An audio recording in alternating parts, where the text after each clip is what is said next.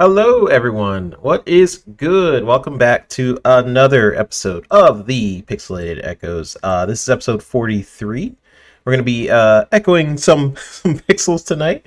I'm your host, 3-Bit, and if you're tuning in live, be sure to drop a what's up in the chat. I see you. And if you're watching the replay or listening on audio, big love to you guys. Hit that subscribe button, tap the notification bell, and let's keep this echo going every single week. I'm trying to use puns of the Pixelated Echoes here.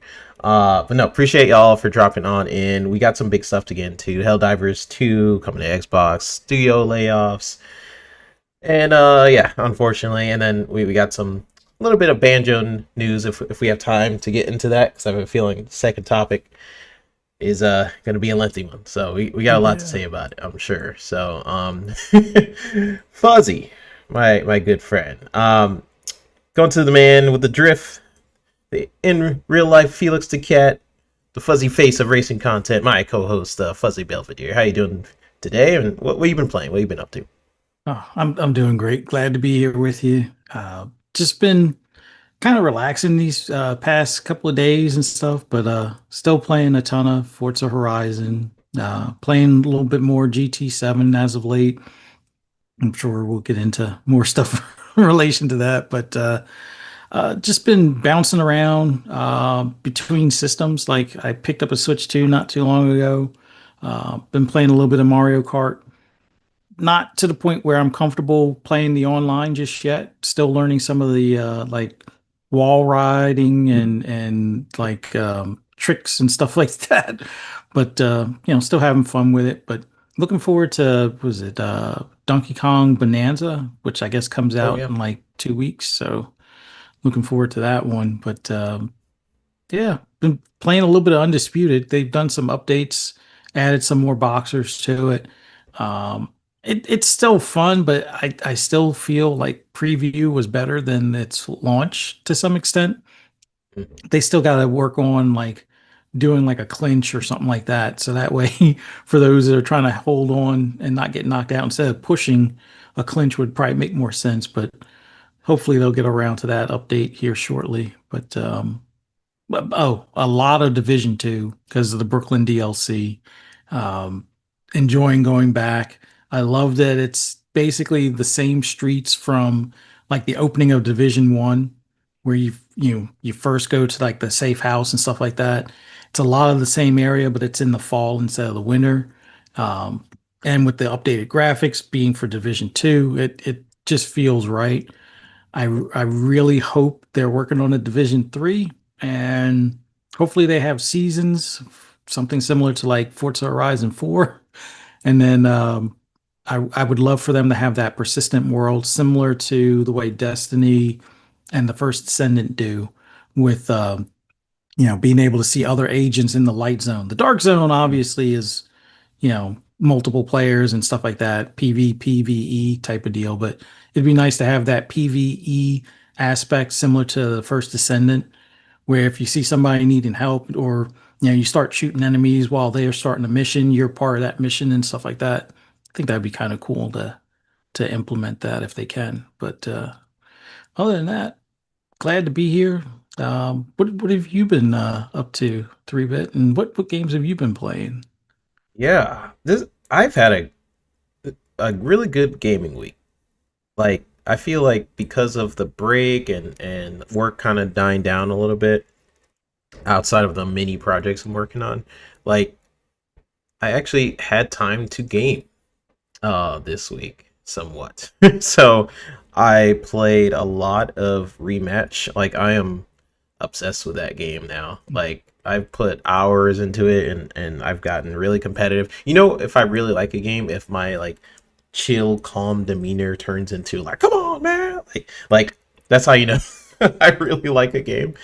I start getting really competitive and get start getting sweaty. Like I'm playing a game and I'm staying still, but I'm getting sweaty. That uh, I really like Rematch. So I've been playing a lot of that.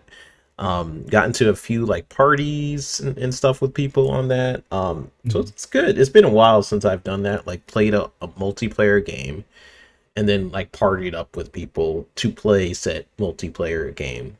It's been a minute for some reason. Like I'll play like anonymously or whatever. I'll play a game with people and then like okay, never see them again. Mm. Um, but yeah, had a couple good matches, and rematch is a fun game. If you guys don't know what rematch is, it's a soccer game from the developers of Sifu. And you could tell like their style is within the game. Like if you guys played Sifu, it's very impactful. Like the animations are very just like if you hit somebody, it's just poof, it's like very snappy, and it feels that way with the soccer as well. And you could get very strategic with it, which I love. You could get pretty good with it. Like it's simple enough that you can kind of jump into it, but complicated where it kind of rewards you for trying different things. You could be a goalkeeper, soccer player. Really like it. So I've been playing that. Me and the wifey have been playing Minecraft, and I played a little bit of Minecraft like years ago. I actually taught a Minecraft class to kids a long time ago. Um, but I completely forgot everything. And me and the wifey was actually playing last night. Just as I just put it on, kind of like a joke. I was like, we just watched the movie too. Mm. So um, I put it on, and then like, and then hours later, we played for like 12 hours, just building things. I'm like, I don't know how that happened. Like, she's kind of a gamer, Mm.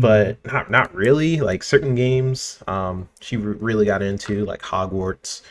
She really got into, and Split Fiction, we really got into, and then this, I guess. I don't know what the heck happened. We ended up playing for like 12 hours, and played a little bit today. So had a blast with Minecraft. Like, wow, I Nice. understand why this is the most played game right now. It can be very addicting. So yeah, good gaming week, Fuzz. A lot of great games out there right now, and there's too many games to play. Yeah. So it's like, ooh, I don't I don't know which one to tackle. So I go back. That's usually what I end up doing. If there's a bunch of games, I just go back and see in my library. What have I missed? What have I missed? Shout out to everybody in the chat. We got a couple people starting to drop on in. What in the world is this crown thing I keep seeing? I think it's Like like a near. new YouTube thing, like whoever's like the leader in comments or something along those lines, Oh, kind of okay. thing. Well, shout out to Big Matt Mo if you're number one. Nah, I gotta I gotta catch up. Oh, it says like top fans or something like that. That's cool. Yeah. I don't know when my channel started doing that. It feels like this is the first show I've seen it in, but hello, everybody. We got Big Mac Mode dropping on in the chat saying Xbox will be all right. They will be. Oh no, sorry, Xbox is dead. Xbox is dead. Sotness dropping on in. Shout out to you, man, and Sousa and Isaac Hayes was in here earlier. Shout out to you, good sir. And then Nisa Hauer was the first one. He's the first saying hello. So shout out to you guys, and we're gonna have a good show today. It's gonna be chaotic. It's gonna be. We'll see. We'll see where we end up. I have no idea where we're gonna take some of these topics, honestly, because I've been thinking about it the past week. Because we took a break last week, and then that's of course when all the stuff started dropping. We're like, oh shoot, like Yeah. all the layoffs and everything. So, Fuzz, lead us on the first topic, man. This is Helldivers. Let's Oh see what yeah. we got. This one completely caught a lot of people off guard. I don't think many saw this coming. Sure, I think Special Nick had made mention or rumored something in as far as talks, but apparently Helldivers 2 is coming to Xbox on August 26th, and they want you to pre-order it today. Yeah, Helldivers 2 is coming to Xbox Series X and S on the 26th. You can dive into the details on the upcoming third person co op shooter, join our ranks, and fight the threats to democracy in every or in an ever evolving galactic war. Yeah, the new dawn is upon us. Super Earth is expanding its operations and opening new enlistment centers. And Xbox players, your opportunity to enlist is coming when Helldivers deploys on Xbox Series X and S on August 26th. We spoke to the Helldivers 2 game director, Mikael Eriksson, on what this launch means to the studio. We know gamers have been asking for this one for some time, and we're so excited to bring more Helldivers in our game or into our game. We have so much more in store for the future months and years, and the more players we have, the more stories we can tell.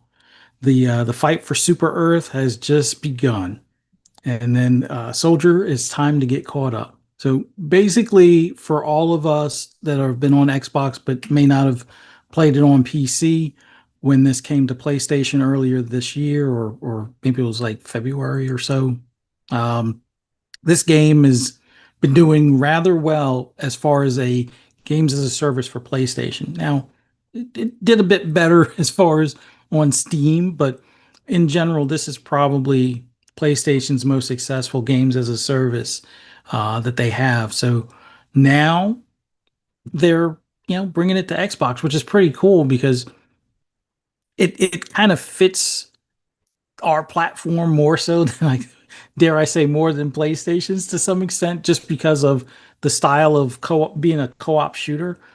That's like in Xbox DNA more so than it is in PlayStation's DNA. But having it come over later this month, it's almost like it's in an exchange program because Gears Reloaded will be going over to PlayStation that same day. But for all those that said that Xbox would never port a game, which by the way, this port was built by Nixxes, which is their port studio, primarily geared to bring stuff to PC, as far as like a lot of their single player games and such. But they actually had their port studio work on this to bring it to Xbox. So I don't know. 3-bit. What do you think of that? This game Yep. coming over. It's crazy, man. It to me, it's like to kind of just start off. Let's get some things out the way. I guess this is a Sony title, as far as I know, unless I'm wrong. They own the Helldivers IP, Yep. right? So Hmm. this is not like, hey, this is kind of a Sony game, but not really situation. They are publishing this game, they own it, they decide where it goes. So this is a full on move, and it kind of shows that the conversations that Sony executives have been having of which they want to start investing more into other ecosystems and begin the process of multi-platform publishing. All that stuff is kind of coming into fruition. um I don't think this means whole slate like you guys talked about on the show earlier. PTK, Hmm. shout out to PTK. um However, I will admit, like, I initially thought that the PC window would get shorter first before they started to just straight up put a multiplayer game on Xbox. But hey, for this game, it makes sense for this game. Like a ton of Xbox games have been tied to multiplayer. Most of the Xbox first party titles have like ties to having multiplayer in them, while Sony titles are more traditionally single player. And Sony, I mean, we know has had ton of cancellations with their uh, different multiplayer service titles.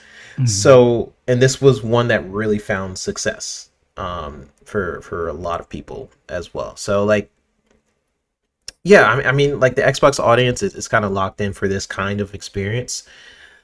Now, like, this is like one thing. Like, tell me this, y'all. If Xbox isn't even worth the market share, then why would Sony even consider putting Helldivers 2 on Xbox? This is kind of a question to you, too, Fuzz. Like, maybe I'm missing something. Like, I know Xbox is third place in the Hmm. market. So they've done different things as we've seen to try and make up for that. But if they're not even worth the market share, could this mean that Sony is just kind of seeing Xbox in a different light, or could there have been some conversation from Sony debating on if it was worth it, whether they discuss the Hmm. market of Xbox gamers, increasing the player base for multiplayer based titles? Like, what do you think the conversation was? I'm just curious. Like, what do you think the conversations that went I, on from Sony? I think there's been several different types of conversations. One being that they're looking at a lot of Microsoft's reports on active users, active monthly users, and such. And I don't think PlayStation, even though they are the bigger brand, have as many active users. Now, granted, some of them are still on PS4 as opposed to PS5. They don't really have as much uh, detail for their PC customer base because they have to rely on Steam as opposed to having their own store where they have a lot more of the metrics. But all things aside, we know that Xbox sold at least this generation more than 30 million consoles. I know people like to say, "Oh, it's only 27 million to 30 million." I tend to believe it's probably closer to 40 million, but I could be completely wrong. If there's that many consoles out there and Xbox is having, 100 plus, million people play as far as active monthly users and stuff. And sure, some of that counts from PC where they're logged in to their Microsoft slash Xbox account. I think they figure that's probably the best way to reach some of that customer base. Like if Xbox is going to put some of their games on there and chart in the top 10, like Forza Horizon's doing, like Sea of Thieves has done, they figure it's probably in their best interest to see if they can't grab some of that from that player base, especially for this type of game, because it seems to fit a lot of the metrics for what Xbox players tend to, gravitate to and spend the most time in, and aren't like it's all known, but especially from looking at things like Call of Duty. We're not opposed to buying season passes or cosmetics and things like that. And this game has they're not egregious as far as their pricing for the cosmetics or some of the seasonal stuff. So this is a perfect opportunity for a game that they can monetize our player base to send it over. But I have a kind of a side theory on this because we all know Bungie has been not their old self. And it looks like they're probably on the brink of either being dissolved or absorbed, or however you want to look at it. There's no Destiny 3 in the works right now. So all they have to rely on is what, the player base that they have left playing Destiny 2, which has been dwindling post, the updates and things like that, and potentially Marathon, which isn't making the strongest showing or generating the buzz that they had hoped. Like right now, Arc Raiders is the bigger draw for that type of extraction shooter, and when that comes out, does it leave much room for something like Marathon? So I think with that in the forefront, this would be a better substitute because it was already agreed that Marathon would be multi-plat. But if you make this multi-plat, one that you've already sold 15 million copies between PlayStation and PC, if you could sell another million to 5 million or maybe even more, why not take that chance and do that with this title that's already proven itself as opposed to the Marathon where it's got some baggage that people aren't too happy or fond of, especially with the artistry stuff that was hijacked and some of the design choices or play components and things like that with it being an extraction shooter without having a single player story or a PvE aspect to it. I think this game being a PvE co-op shooter has so much more potential and probably will be a great substitute for what Marathon should have brought to PlayStation as far as revenue. I think they can get that, with Helldivers, but we'll see. I don't know. It's tough to say because this is not like Sony. Like Yeah. I guarantee you, you could ask a thousand people, 5 years ago or even 5 minutes prior to that announcement, will Sony ever put another game other than MLB on Xbox? And I guarantee you, almost 999 out of that thousand, maybe even all thousand, would say no. PlayStation's not putting that game on Xbox by any Yep. means. And that whole PC console handheld thing was about as close as it would come, but it's that they put it on Steam and then the box has access to Steam. But outside of that scenario, Yeah, nobody believed. Well, I won't say nobody, because there were some of us who were like, at some point, it should make sense. But then, does that mean Xbox is out of the console space, and then that's when they do it, or well, how would that work when Xbox is an app? Would they do it then, type of thing? But Yep. yeah, I don't think anybody saw this one coming. Nobody, I doubt anybody had this on their bingo card, and if they did, play the lotto. Yep. You want to capitalize on your luck right now. Yeah, shout out to King, who did predict this. He did say earlier that it was like, yeah, Helldivers is coming to Xbox, and the Iron Lords all laughed him out. Laughed him out the room, and here we are. Yeah, So he always says he's 98% correct. I don't know. He might be onto something at this point. yeah. Because I didn't expect it this soon. Like we've talked about on this show how Sony eventually is heading in this direction as well, where they want to start investing in different ecosystems or start putting more stuff on PC day one, how that window might shorten. And all this was just not just based off us saying this. This is something that the executives of Sony were saying in their shareholder meetings, and essentially saying like, hey, we want to start investing in multi-platform. We want to, I think one of the words was, he said something to the effect of like, oh man, I'm trying to remember the exact quote. It was essentially just talking about how they want to invest in different ecosystems, and how the console isn't enough. Like hardware isn't enough. They mentioned like the ecosystem itself is where the money truly is, and how they should put so much of their resources into just hardware. Because also historically, hardware has always sold at a loss. I know Sony has made the PS5 a bit cheaper because this couple be like last year or the year before that, they started putting in cheaper parts inside of the PS5, to try and bring down that cost a little bit more. But yeah, this is super fascinating to me. I haven't played Helldivers 2, probably will now. We'll check it out, and yeah, we'll definitely see. There's a couple people jumping in on the chat. I have a few more stuff to say on this, but let's see what you guys are up to. We have Sotness saying, I wonder if Nix has figured out any optimization tricks on the port that will back benefit other versions. That's a good point. Yeah. I wonder, with Nix's usually doing PC ports for things. This is interesting that this is their first Xbox port. So I wonder how they are adapting their technology that they usually use for optimizing for PC for another console that's not PlayStation. We got Nate Dogg saying, my excitement for Fallout has turned into fear.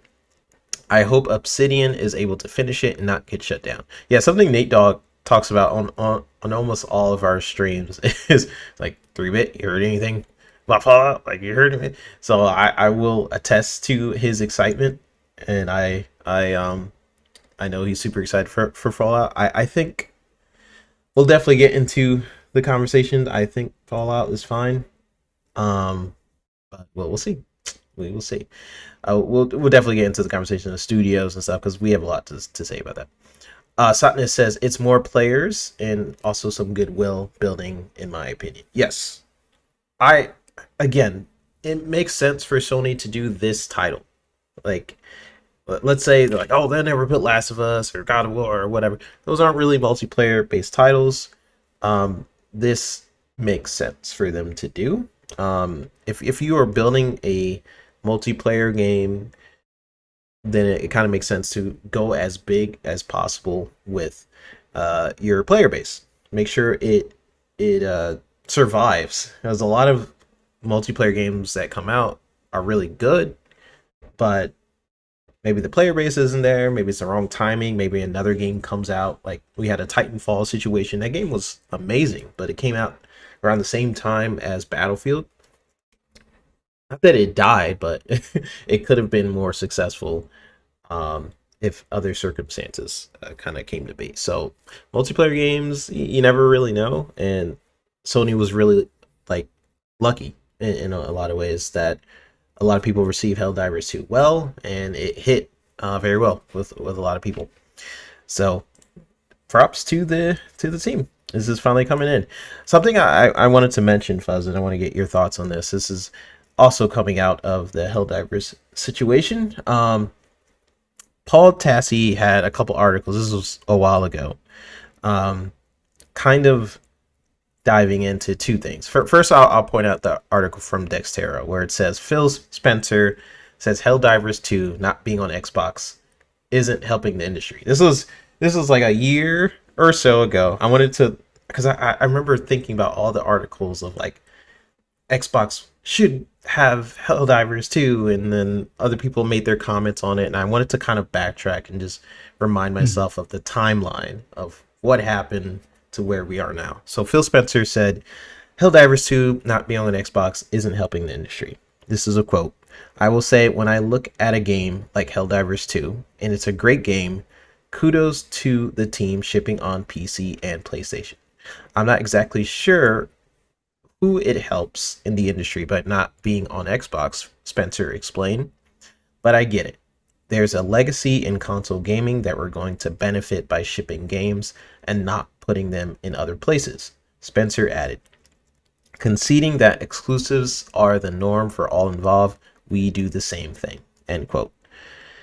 So I just thought that was interesting, right? Mhm. Because obviously a lot has changed since then. I feel like the philosophy of Xbox has completely changed since this quote, but I just thought it was interesting to like kind of rewind for a bit because a lot of and it could have been one of the reasons why Helldivers is on Xbox right now. Like some of Mhm. the conversations they've probably had behind the scenes that we don't know about, of Xbox talking to Sony. Maybe they talked about the cut, maybe trading games.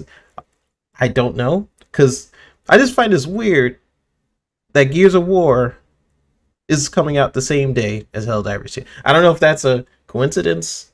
It probably is, but I just thought that was it's kind of crazy. I'm just gonna put that out there. Yeah. And and we get your additional thoughts, Fuzz. But then I seen another article from Mhm. Paul Tassi, and he talked about how Helldivers 2 Studios' next game will be free from PlayStation partnership. Yeah. Um, and so I have a quote from the Arrowhead Shams Georgiani on Discord, and he says, "The wonderful thing is that thanks to the amazing support of your fine people, Arrowhead's future is quite bright, and we have the freedom to explore some really cool concepts that we couldn't have otherwise. Game 6, our next project, will happen the way it will happen thanks to you guys. The next game is 100% funded by ourselves, so we'll call 100% of those shots." End quote. So interesting. Um, Yeah. so there's thoughts on those two different articles, man. What do you think? Well, I'll start with the later article because it is interesting, and I think uh, Boom it made mention of this, and Pong touched on this earlier today as well, where maybe Arrowhead making that statement that we're going to 100% fund our next game, and it's going to be multi-plat, and we'll make all the calls and so forth. Maybe that was not really a slap, but a shot across the bow to Sony to some extent. Like, sure, they can probably throw together a Helldivers 3 in a couple of years, and still work with Sony and stuff like that. But the key thing that even during this whole transition of Xboxes becoming more multi-platform aspect, the key thing that's always pointed out is that the devs want their games played by more people. That's typically the job of the dev. You create this great game, you want as many people to play it, exclusives be damn kind of thing. Um, so maybe Arrowhead is of that same mindset where, you know, it's cool that we got it on PC and on PlayStation. We see the fanfare mainly on PC at that point, but it'd be cool if, because this game seems a lot like what you would expect to see on Xbox. It'd be cool if it's over there and Sony is probably like, nah, we're not, we don't do that type of stuff. And then with them saying that they're going to do their own game and so forth, maybe Sony was like, well, nobody's really walked away from us before, and they are the ones that have had the best hit out of all these games as a service. What's it going to hurt? It's a year later or whatever. If we put it on this system, who's it going to piss off? Our diehards? I mean, if anything, think of it as like Marathon was going to be multi-plat. So if you make this multi-plat, I don't I could see a few of the ponies being up in arms about it, but in the Yeah. grand scheme of things, I think they should look at it as, hey, reinforcements, more people playing, it keeps the game alive longer. I don't know. And it leads to potential crossovers. Like a few of the ideas like Mav and PTK were saying is like, can you imagine a crossover with Halo or a Yeah. crossover Day one. with Gears or something along those lines? Like I think this is probably influenced by what Phil said. Arrowhead is said with their next game, and just for the fact that Sony likes money. At the end of the day, Hiroki Toki is a former CFO, so it's about the dollars at the end of the day. And if this makes them more dollars, hint hint, this is an experiment.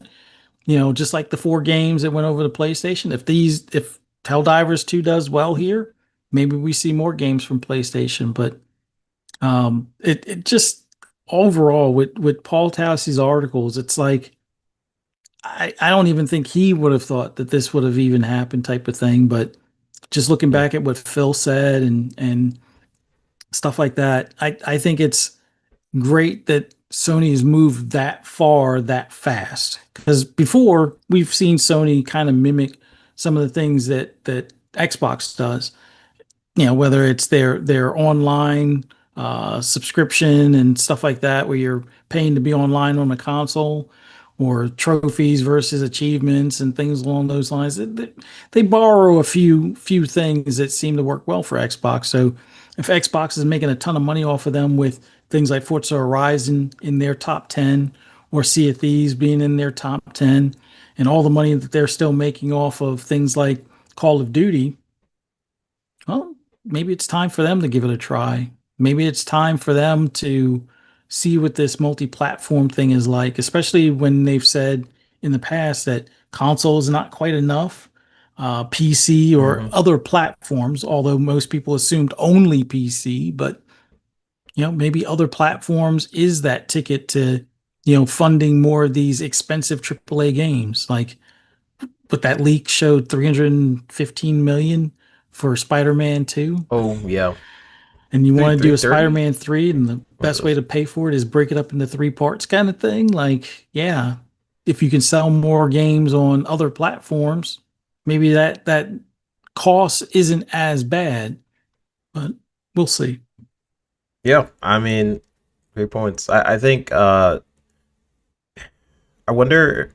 There's also the toxic side of this Yeah. conversation, right? Which you kind of hinted at when it's like the community and things like that. Mentioning like was like, well, at least it won't be on Game Pass. Which Yeah. I heard someone say that, and it's such an odd complaint, and it's like a weird double standard situation of like asking more for Xbox but not expecting the same for Sony. Like it's not on PS Plus that I know of, right? Yeah. Like and also the other side of the toxic conversation of people saying like this is not a Sony studio, like this doesn't count.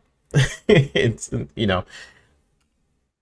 it's just it's like it's more like whatever studio did Halo Wars. Like Halo Wars is a Microsoft or Xbox property, right. but it wasn't an Xbox studio that made it. This is Yep. almost the same thing where Helldivers is a PlayStation property. It's just that it's made by Arrowhead.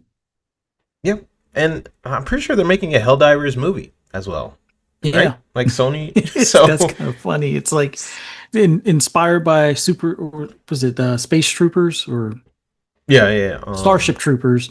So And now interesting. they're Yeah. going to have a movie of a game that was based on a movie to begin with. So It's like a paradoxical situation there. But yeah, yeah, this is a Sony IP.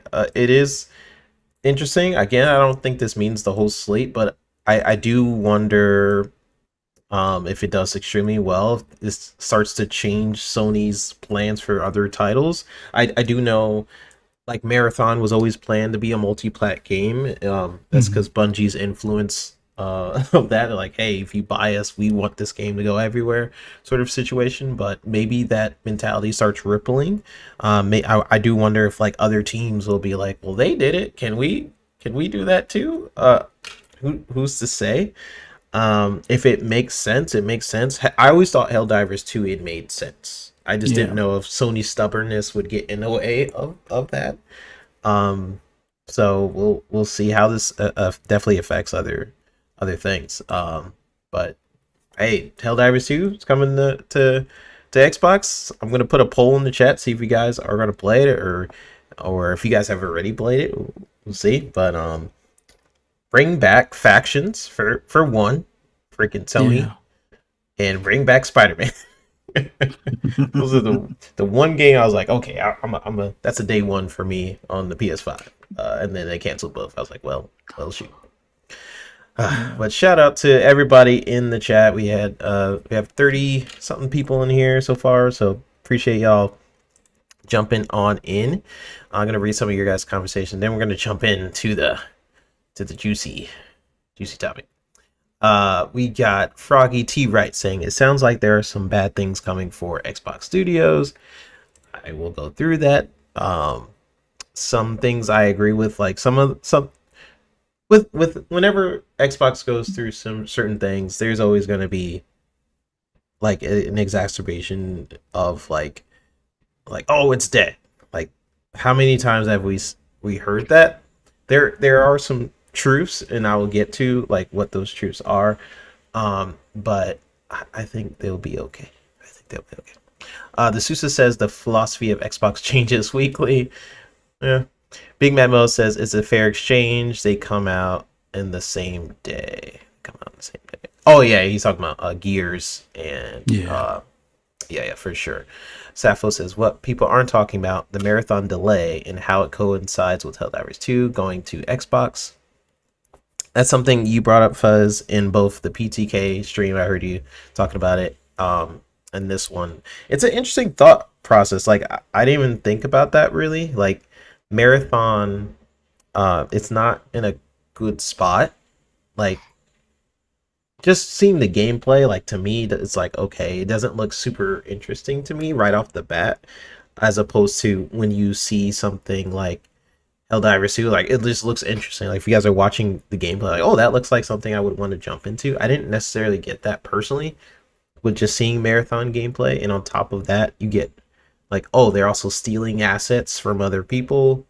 Like, Yeah. yeah, it's just it's like the drama on top of the drama on top of the drama with Bungie. So I hope I don't wish any game negativity or anything like that. So I hope it is successful. I love the previous Bungie studio. They're a whole different team now. I don't think they're the same.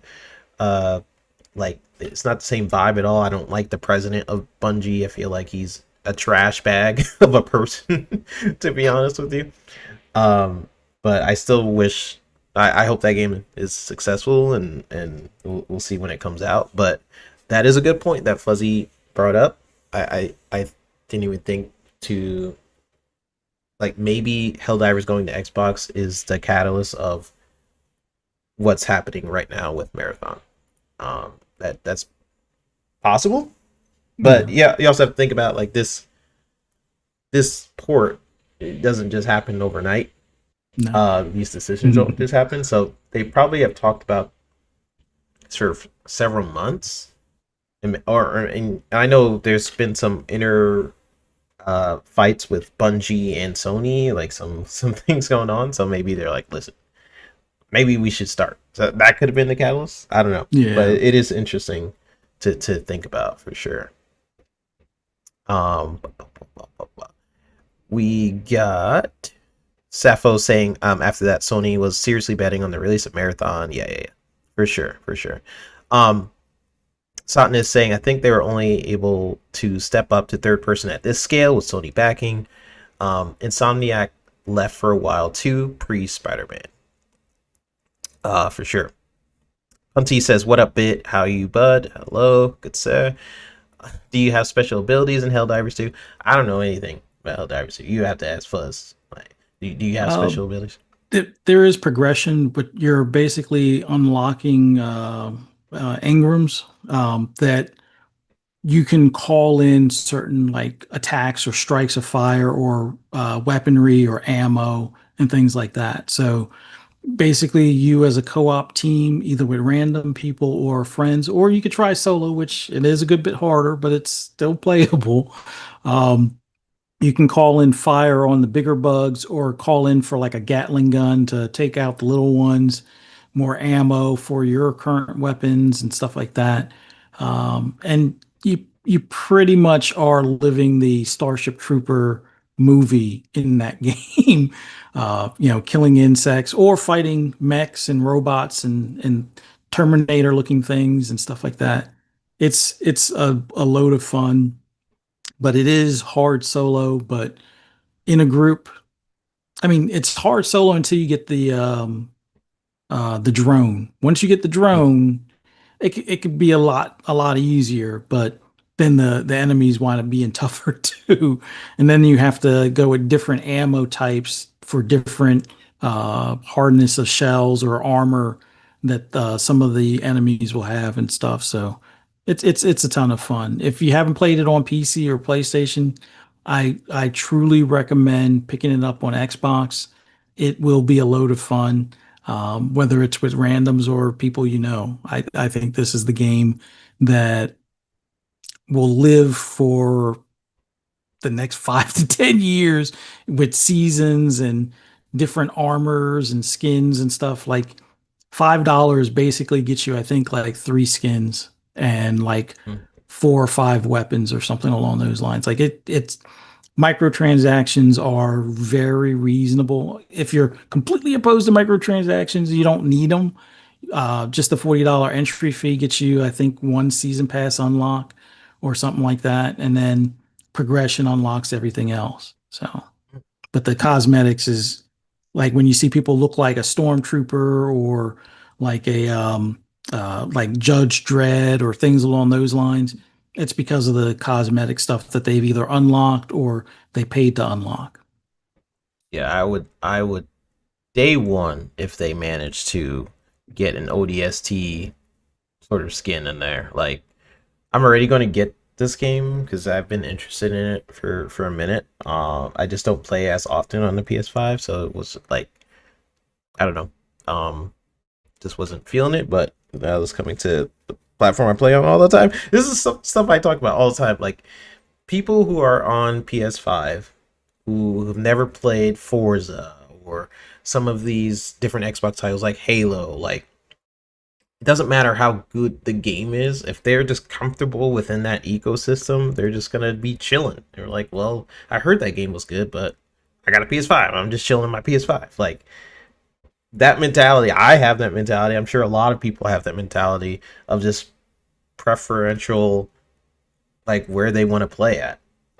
So I'm sure a lot of people who've never played Helldivers 2 are going to jump into this and see how they like it. And people who've never played Gears of War before, the same date, they're probably going to get to play on PS5. And also, I can't imagine if you've never played a Gears of War game and you go into multiplayer, just good luck. Good luck to you. That's all I'll say. There's definitely some corner bouncers on Gears, and it's very fast paced. It's insane. Yeah, shout out to everybody jumping on in. This is a lot of people. I try to keep up with the chat when I can, but I appreciate everybody. I got Poison jumping on in here. Decado was in here earlier. He was saying, did 3-Bit already kill all the members of his team on the mission on Helldivers? I probably will, but I haven't yet. All right, so let's get into this this second topic, Fuzz, because we already had some people in the chat mentioned it. They mentioned some stuff about Xbox. Someone mentioned like the Sousa, for example, says, I feel like after what happened to Xbox this week, this is a quote, the creative games like South of Midnight and Hellblade are done. It's going to be all COD now. So that's what he says. All right. So where do we even start with this one? So Microsoft, let's start here. Microsoft just laid off another wave of people. It was 9,100 employees. That's about 4% of the company. And once again, Xbox got hit pretty hard. And this includes cuts from ZeniMax, Turn 10, the King Division, and one that kind of stings for me, the Initiative, the studio behind Perfect Dark, is reportedly being shut down completely. We also have cancellations from Rare with Everwild. If you watch this show, you know I've had my criticisms of the Rare team. Rare took too long with Everwild, in my opinion, because sure, like they get to make the games they want to make and aren't really pressured into making them. But something I've said repeatedly is they got no pressure and are attempting this new IP, and they aren't doing a great job at like progressing the game Everwild. Like they spent a ton of time. There was rumors that they didn't even know what the game was at one point. So like sure, cancel that game. But I don't like trillion-dollar corporations, and I never will. Like having tons of layoffs and then boasting about profit and revenue and things like that. Like I will never like it. I've been in the gaming industry, so like I've seen what it's like being on a big AAA production for several games when I worked at Ubisoft and when I worked on a Microsoft IP. So I will never like it. I feel like the gaming industry, unfortunately, is such a thankless and brutal industry where critics' success is not a metric for if you're still hired at the end of the day. Like you can have an amazing game and still get kind of fired. And unfortunately, that's the gaming industry, but it's the industry as a whole. I see a lot of people focusing in on Xbox, and I'll get into that, as opposed to this happening across the gaming industry. So there's thousands fired. There's 3 games canceled, and at least 12 or so studios impacted. I'm gonna kind of go through the list of some of them. It was the King Mobile Gaming Division, which laid off 200 people, which was 10% of the workforce. It's been reported that Activision has been hit with layoffs as well, according to Insider Gaming. Both Raven Software and Sledgehammer Games, 2 core Call of Duty development studios, have been affected by this round of Microsoft job cuts. So I've seen some people mention like, oh, they're only going to make like Call of Duty games. Even the Call of Duty developers are getting kind of hit. So the Initiative, of course, in collaboration with Crystal Dynamics team, it was in development for 5 years, is now canned. Rare was developing Everwild for 6 years. ZeniMax Online Studio, that game was in development for 3+ years. Romero, no one really knows how long that was in development for. It was just kind of rumored what was kind of going on.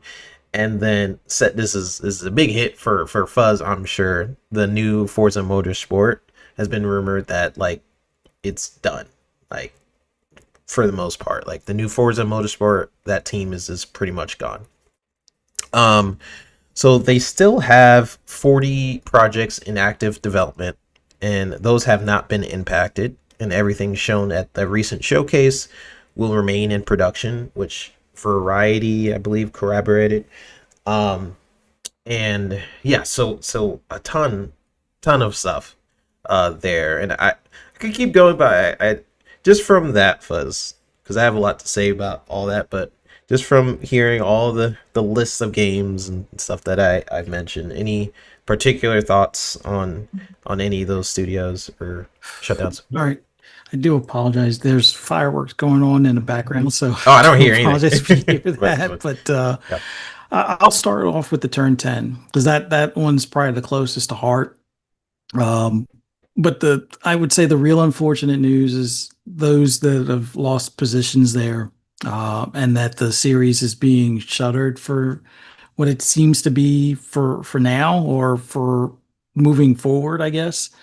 The engine will still exist. That will still be utilized for Forza Horizon, which is the more popular of the two. But like I said my piece on with Motorsport, loved the game, but it did release in a state that wasn't at the same level as what 7 was. Like visually and handling wise, it outdoes 7 hands down, no ifs, ands, or buts about it. But the limited amount of tracks in comparison, limited amount of modes to some extent. Some of the features weren't active at launch. That put a target on their back ever since they delayed the game. I guess that was in 24 or 23 or something. From 22 to 23, I guess they delayed it.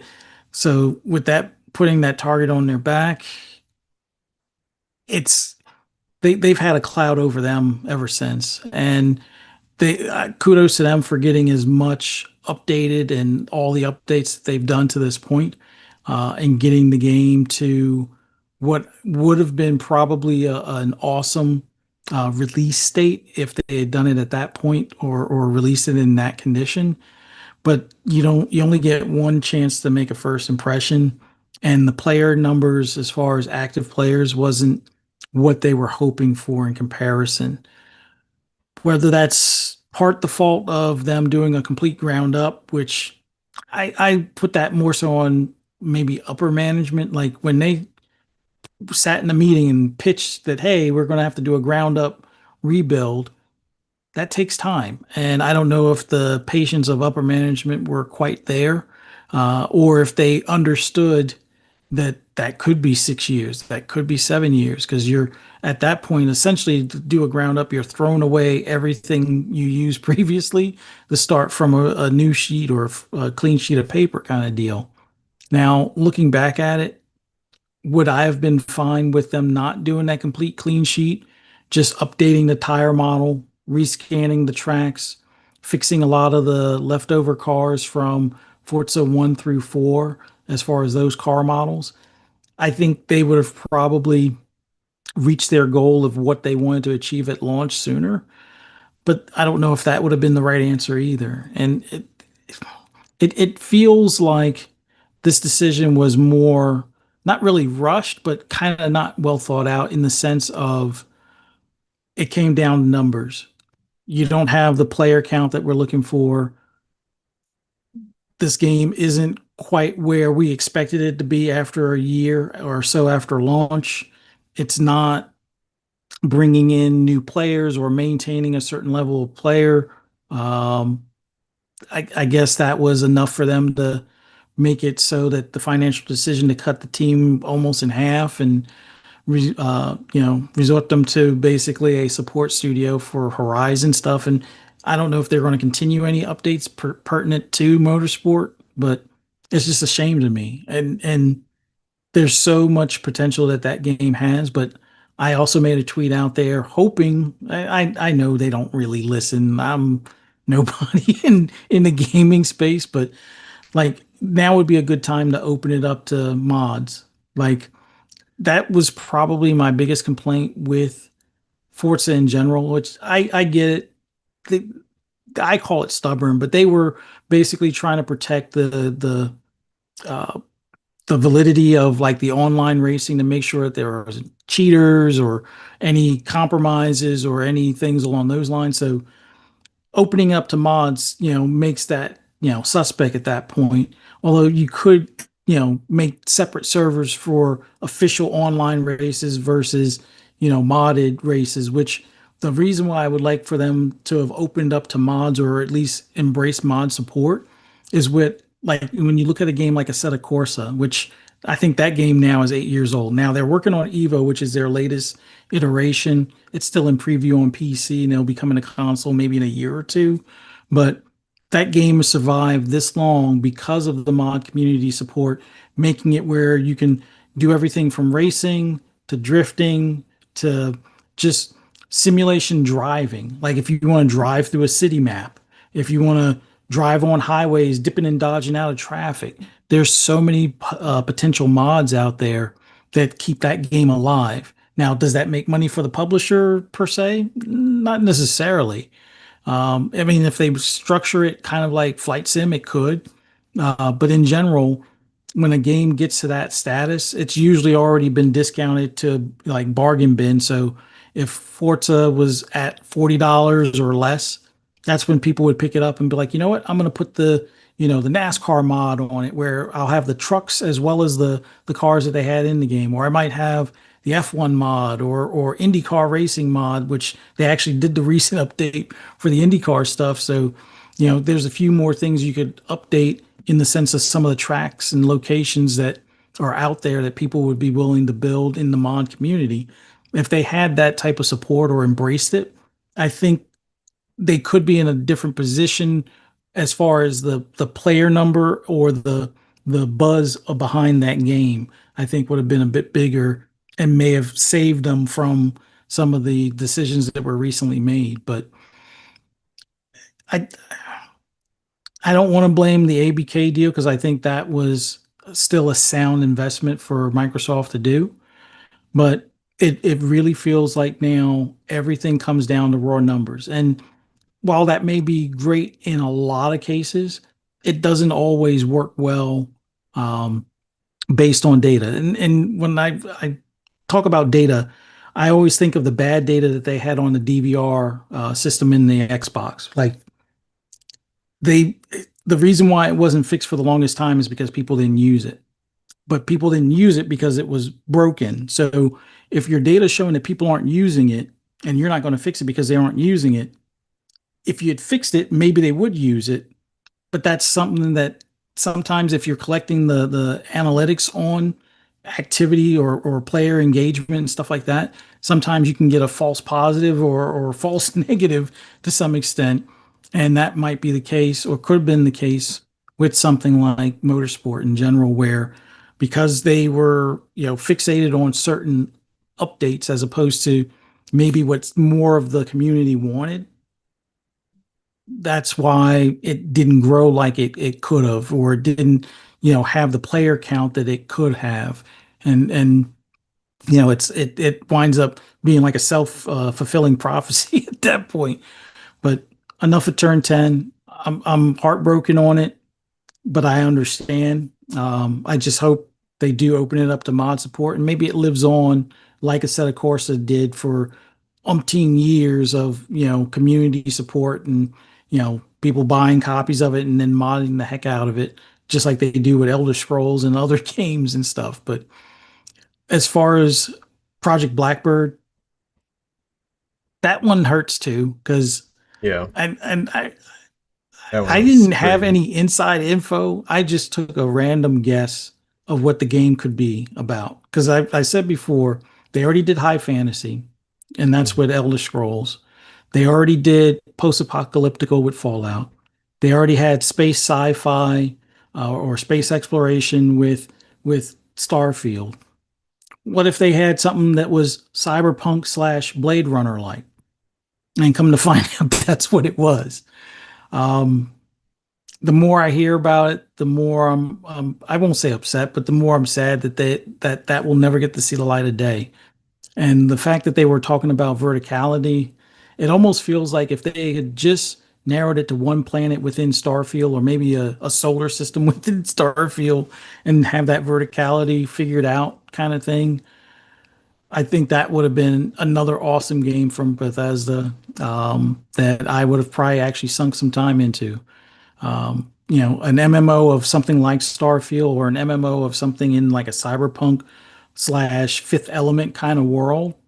That sounds appealing, and there's nothing out there like it. Like we're still looking at Beyond Good and Evil, probably never coming out or Yeah, seeing the light of day, and that would have been a great alternative. But a lot of money was spent. It took a lot of time.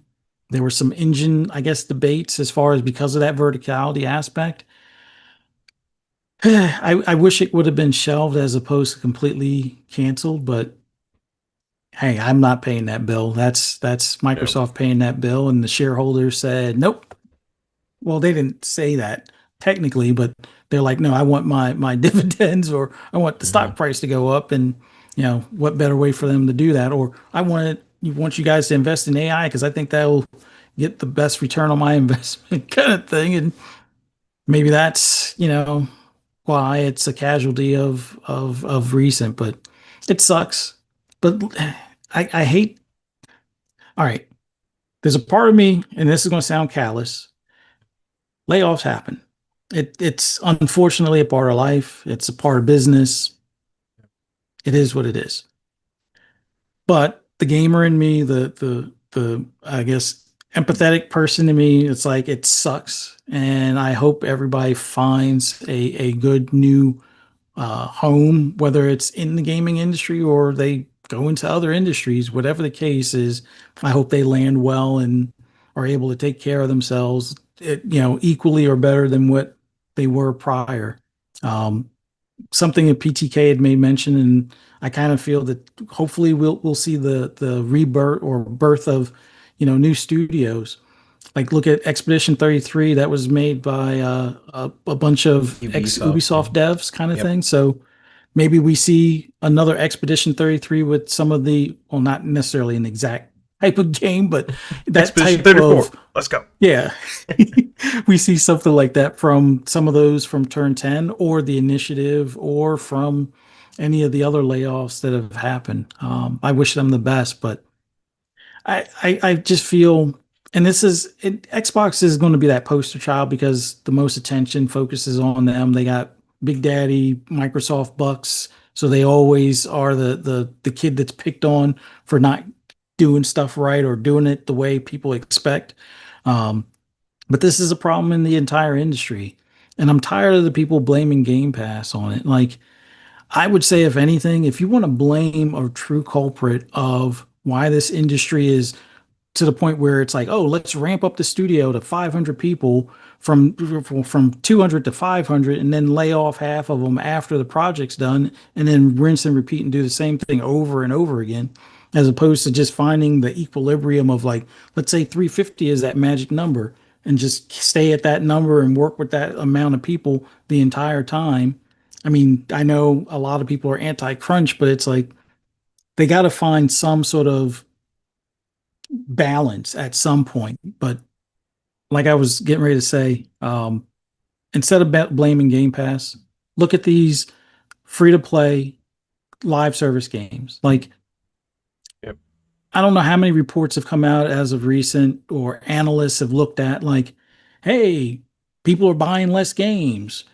Age 25 and younger are getting less accessories or less consoles or less games, and more game time is played on free to play, and more people spend money on transactions and season passes than they do games, because those are the games that eat up all your time. It's like if you stop playing them, you either miss out on content where you fall behind your buddies. So people stay in those games. Like I'm guilty as well because I play a lot of the Division. Yep.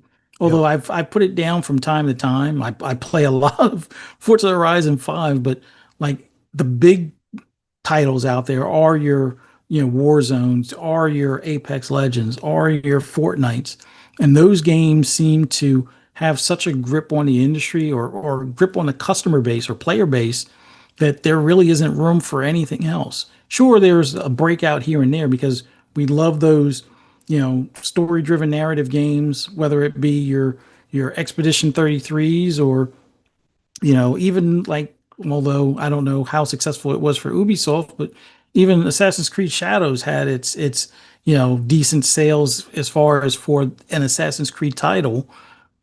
There are plenty of games that come out and most of them get overlooked because of those, sinkhole games like I mentioned earlier. So stop putting focus on Game Pass being the culprit. I know there's a couple of devs having conversations on social media, and you know what? They're probably better suited to talk about it, especially considering one put his game in Game Pass. But it's like I nearly bet you if these live service games didn't exist, it would be a whole nother conversation.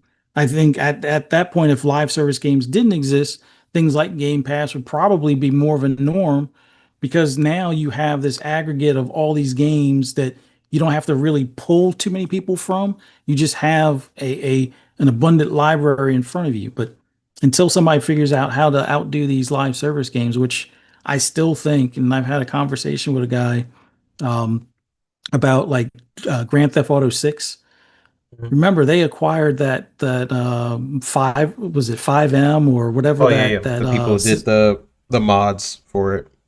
yeah, that did all that sim stuff where you could be a truck driver or a state trooper or a cook or whatever. I think when that drops with Grand Theft Auto 6, I think that's going to knock off one of the bigs, whether it be Fortnite or COD or Apex. It's going to definitely knock one of them off their pedestal. And then we're going to have that as a problem of, well, why is nobody buying games? Well, everybody bought GTA 6 5 times and, they're playing it online and nobody's buying other games or very rarely buying other games other than, maybe that indie darling here and there type of thing. But it just sucks. But all that bad news, there's still a ton of good news. I know that, a few friends in the industry lost positions, which probably the thing I was most excited for was hardware with the upcoming handhelds and the software. And one of the people involved with the software is no longer there. And I'm Hmm. kind of pissed about that, but I wish him the best. But hopefully they get everything figured out on that software end of things, which they're a software company. Hopefully they get that all figured out. But yeah, I'm rambling at this point. It just No. sucks all around. But there's still a Yep. ton of games that are still in production. There's still a ton of studios that are still fully functional and fully staffed. It just sucks that the ones that got hit hard for whatever reason, and people will say, "Oh, they didn't meet certain quotas or numbers. They didn't do as well." I heard the same things with Hi-Fi Rush, which maybe, but wasn't that the whole point of Game Pass and some of the acquisitions was to have these games that are more for content fill as opposed to being top sellers? I mean, everybody would love to have a Hmm. top seller, but I don't know. I think Hi-Fi Rush going to Switch 2 today would probably be successful. Well, Yep. more successful than it was going to PlayStation because I don't think that that was a PlayStation type of game, but I could be wrong. No. Dude, you're hitting all the points I was essentially thinking of. And I think like Xbox cancels a game and Nintendo's like they betrayed everyone and Xbox is dead and everything, but like listen, a lot of the stuff they did cancel was very disappointing to me. I was really wanting to see ZeniMax Online Studios game. I was really looking forward to what the initiative was doing. Like especially because I love Crystal Dynamics as a team. They had some of the top developers are across the industry in the initiative, and I was looking forward to seeing a studio from the ground up. Like Xbox built that team from the ground up, right? As opposed to some other teams, or maybe they bought, or maybe it just kind of happened. Like Rare was a, you know, was known as a Nintendo company for a while with their games, and now they're part of the Xbox umbrella. That was like a brand new studio just for to make. I think there was a quote at the time was like quadruple A game or Yeah. something like that. Um, a lot of really talented developers in that studio.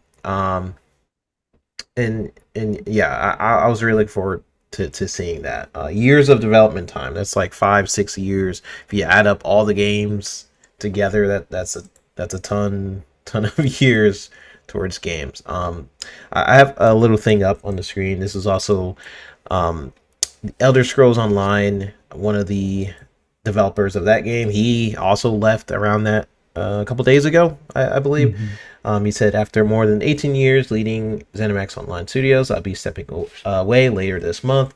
The studio and the Elder Scrolls Online will be in great hands under the direction of new studio head Joe Burba, along with executive producer Susan Kath and game director Rich Lambert. Together, this leadership team has spearheaded many of ESO's biggest ideas and expansions and will continue to make this game something we're all proud of.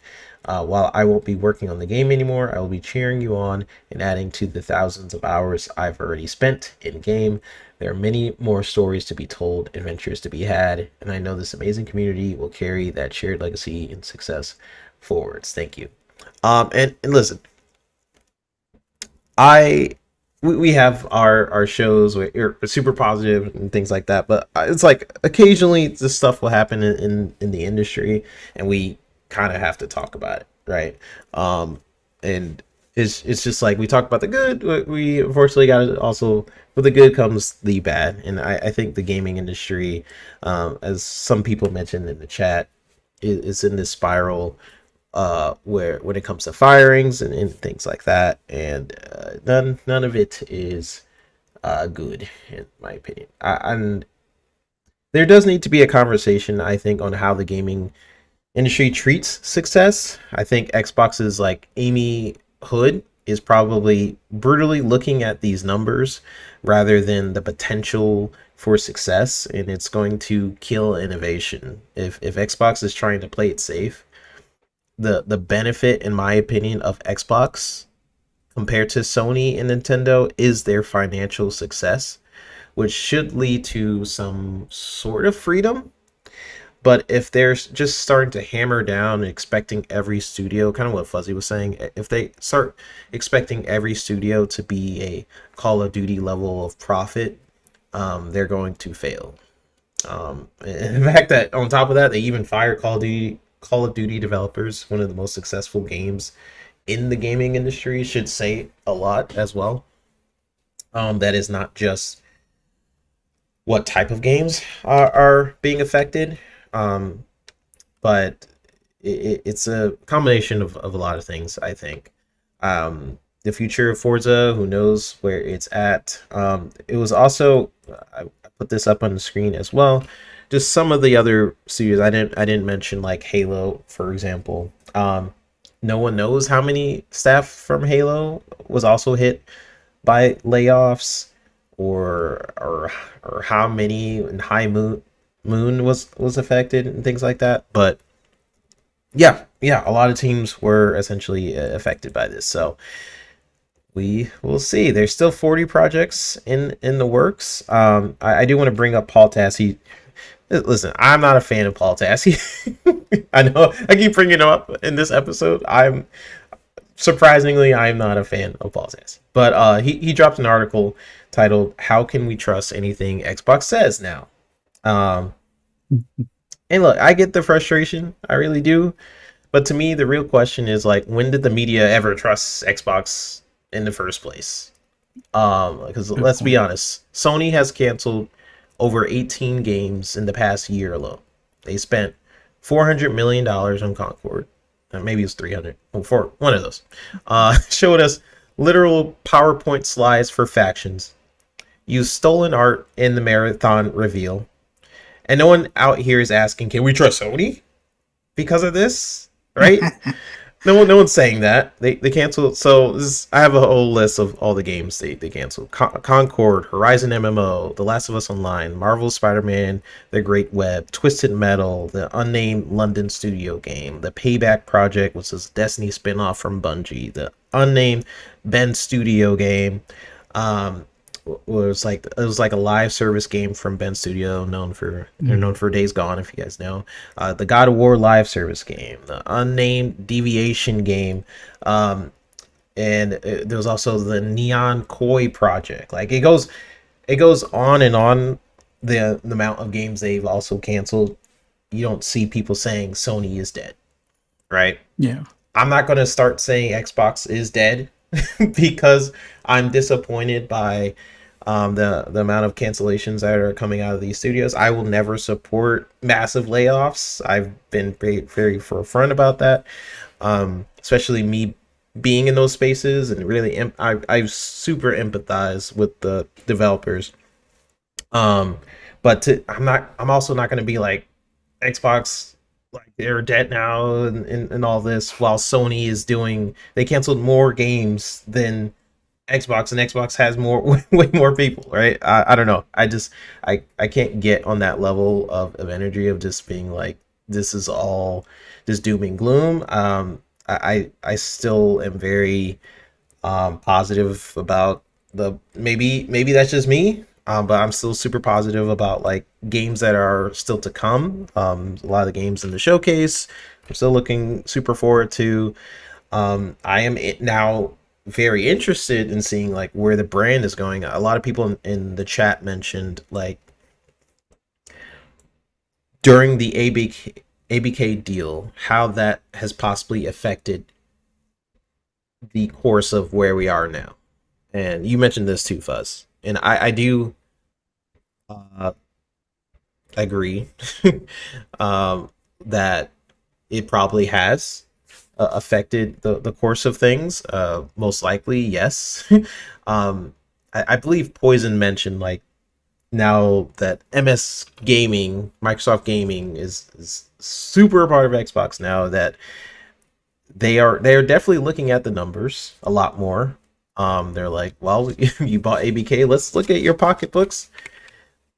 To me, that doesn't always work in this field. If you are a super just numbers person, if I and I've seen it unfortunately, where this numbers person is basically just killing creativity because they're like, oh, let's add this cool feature in a game.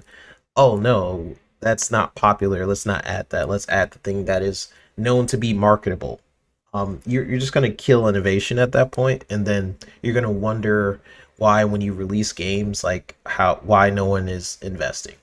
And then you look back in this roadmap, you're like, how did we get here? And it all comes from lack of innovation, lack of creativity.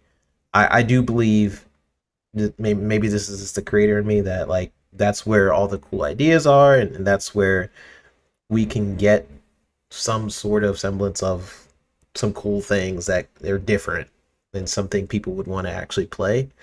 There is always going to be the games where there's comfort games, right? At the same time that I say that, because Xbox, PlayStation, like they release games that people are comfortable with, like a Call of Duty or something like that.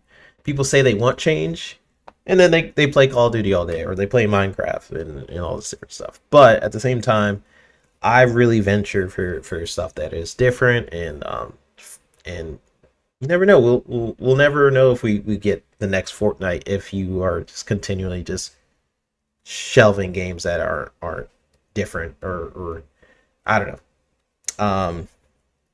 A lot of thoughts with that. I think all these cancellations are super unfortunate and it sucks for sure. But I'm not gonna go ahead and say Xbox is dead because of these cancellations. Um, I do know. I think this was on your guys' show with PTK. You guys mentioned like hardware and where Mhm. this leads hardware. Pong mentioned the fact that like they did cancel hardware, technically with the handheld. Like originally that was in their plan to make a handheld. Yes, yes, they did cancel it, and that does suck. However, I feel like they're still doubling down with the rest of their hardware plans and where they're trying to go with that. Do I think hardware is the be all and all? No.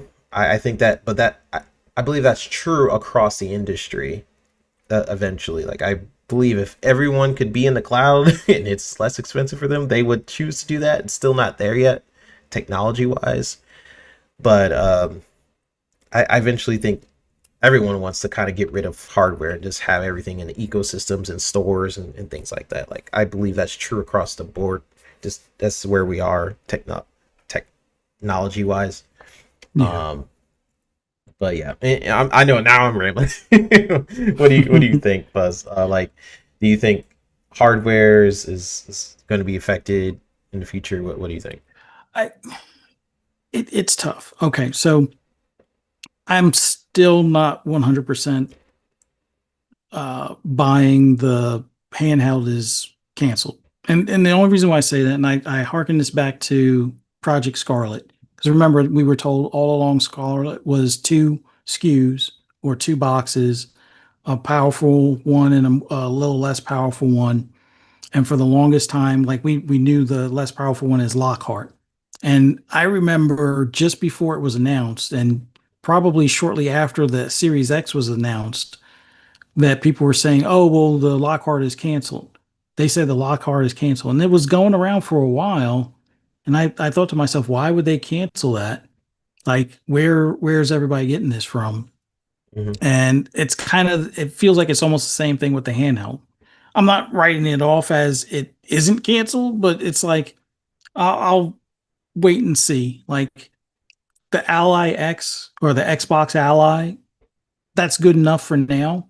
Um, when we get to actual next generation, if they don't ever bother doing a handheld, I wouldn't be completely upset if there's third party devices that could go, excuse me, in place of it. So if Hmm. the Xbox Ally 2 is the equivalent of what their handheld would have been, it's just that it's not made by them, it's made by Asus. I'm not going to cry over it. Like I think at that point, it, it is what it is. As long as the device is available that allows me to play my Xbox titles and maybe my Steam titles, that that underlining part is what I'm looking forward to. Now that may not bode well for those that are console only, but for me, that's looking to blur the lines between console and PC. That's kind of where I'm at. But I think hardware is one of those things where right now, I don't even think, and I hate referring to accountants as bean counters, but I don't even think they have a good enough argument to do away with hardware. Because remember, hardware is where you get people's foot in the door. Now, sure, they're making money hand over fist as a third party, but you're not going to kiss away 20, 40 million people that are on your Players, yep. hardware currently at this point. Now, I can see if the next generation comes around, they make this box, let's say they don't subsidize, maybe it is 800 like everybody fears. I don't think that'll be the case. I think 600 is where it'll top off at, but let's say it is 800 unsubsidized and it only sells 10 or 12 million. At that point, I can see them making the case for, yeah, we don't need to do hardware anymore after that. Not saying that they would instantly discontinue. It'd be like whatever is made is made. So if they make 20 million units and only 12 of them, 12 million sell, then that would be the end. But it's hard to predict because pricing is that you know sticking point right now with the threat of tariffs and sourcing and stuff like that. So we'll see. I definitely believe there will be some form of hardware between now and next gen, or up to at least next gen. After that, I don't know. I mean, honestly, I don't know if there's a PS7. We know that there's a PS6 in the works, but Hmm. if we get to the point where things like NVIDIA GeForce Now is great enough, and even let's say streaming through xCloud is great enough, do we need hardware at that point? I mean, other than like, I honestly think at some point, the hardware that we know and love, that's, the powerful Series X, you'll be able to fit that equivalent hardware capability in the controller. So then who knows? Maybe controllers go from, you know, the $60 that they are now to 160, but it's like having a console. So hopefully you're less likely to throw it or smash it. Hopefully they're more durable at that point. But at that point, that might be all you need. You connect it wirelessly to your TV. The TV has the app. It communicates with the controller, which has some, hardware to help, and the AI chips out there in the server blades or whatever, that the replacement for the Series X and S pieces that are out there in the servers now, maybe that's smart enough to do that upres to 4K and maintain that 60 frames or better. I Yep. mean, we're talking 10 years from now. Like, did people think that well, me personally, I always thought we would I thought we would be done with physical copies by now. But it seems like that's still hanging on by a thread. But like 90% of gamers are digital. So 10 years from now, is there physical copies of games? Probably just limited run, special order kind of things. Yeah. Do we even need TVs anymore? Or are we using those AR glasses? I could see that catching on in the future more so than VR glasses, let's say. So I don't know. It's hard to predict. I still think they make hardware at least one more gen.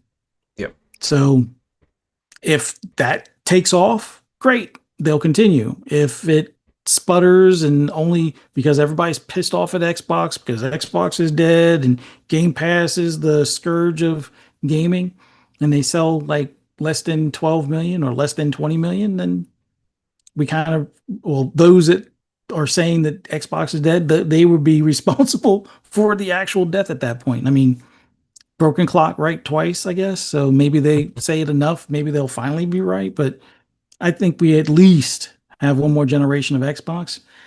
But I don't even know if that's just privy to Xbox. I think there might only be more gen of PlayStation. Who knows?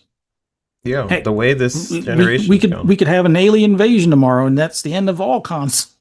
So it's like I don't GTA know. 6 better come out before aliens invade. Oh I'm just yeah, saying. I better be able to play GTA 6 before aliens take over. definitely. No, I think we still got one more gen and like I'm gonna read this chat because it kind of goes into what I was thinking.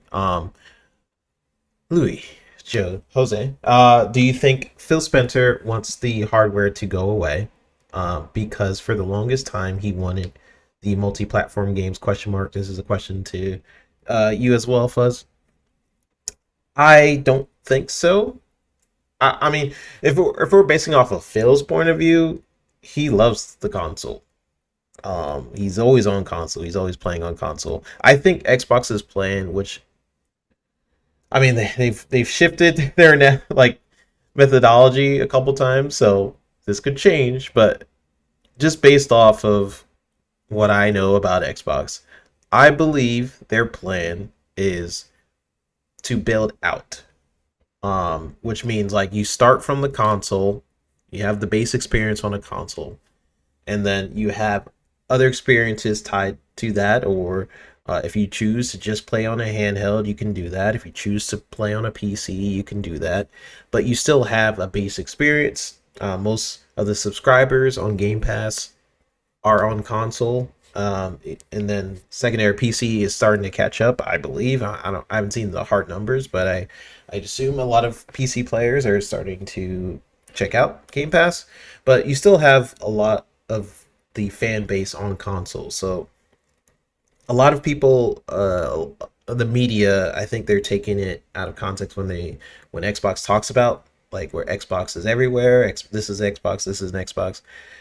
They start excluding things. Like they start excluding the console experience, saying like, "Oh, that means they're getting rid of an Xbox." But that's not what Xbox is saying. Xbox is saying we want to add to the addition. Like we want an additional experience to the console. But what the media is saying is we want to get rid of the console. But that's not what Microsoft is saying. They want to build from the base of an experience, making sure they have the console there, and then also having, hey, Xbox, you can play it on PC, you can play it on this and this and this. Um, so I think that's their plan. I think they want to like tie in their history of Windows and um, just being able to have a mentality of just being able to play Xbox wherever you are. Um, so I do genuinely think like they're going to change their methodology a couple times throughout the next few years, especially with with the big three. Depending on what Sony does and Nintendo, I'm sure will further their plans or change it a little bit. But I still believe that's the base of what they want to do. Um, is provide all those different consoles. So, anything to add to that, Fuzz? I'm gonna start reading through I, some of these. Yeah, I still think like with Phil, I still think he wants that hardware.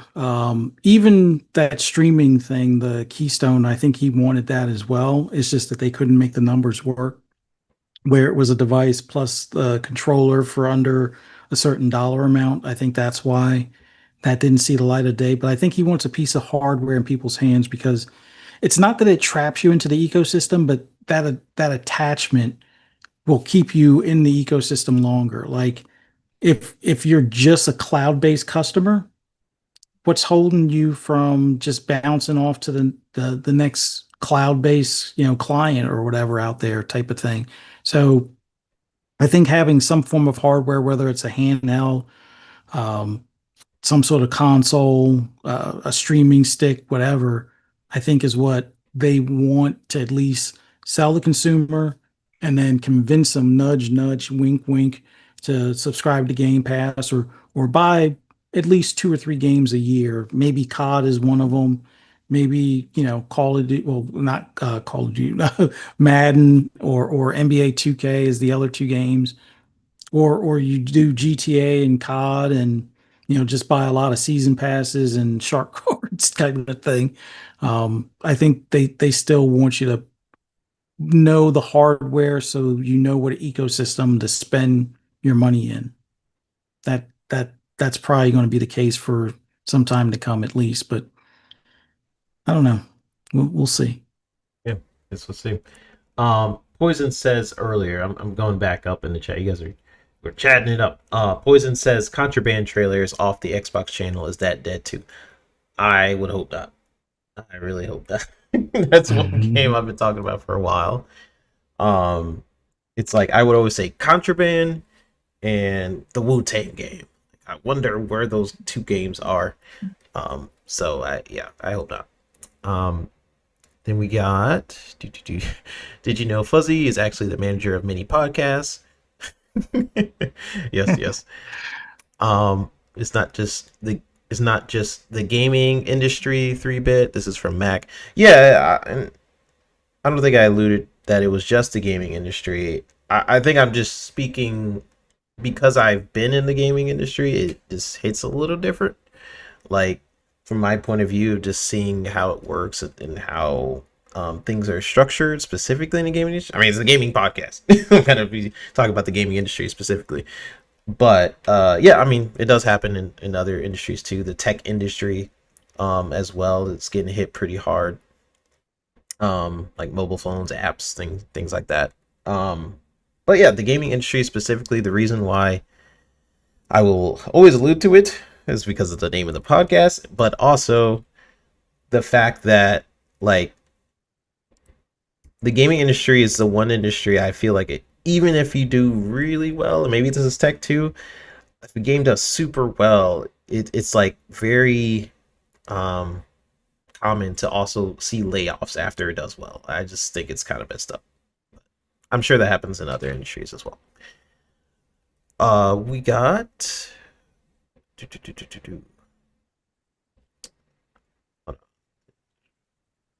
Nisa Hauer saying 3-bit, yes, so much all of nothing thinking. Um, yeah. Poison Maniac saying, remember people wanted Microsoft to back Xbox. Careful what you wish for. Yeah. Sadly, I was one of those people. I will admit, like, because if you guys have watched like the history of Xbox, like if you see, there's a really good documentary, where Xbox has almost died. I know people always say Xbox is dead, whatever.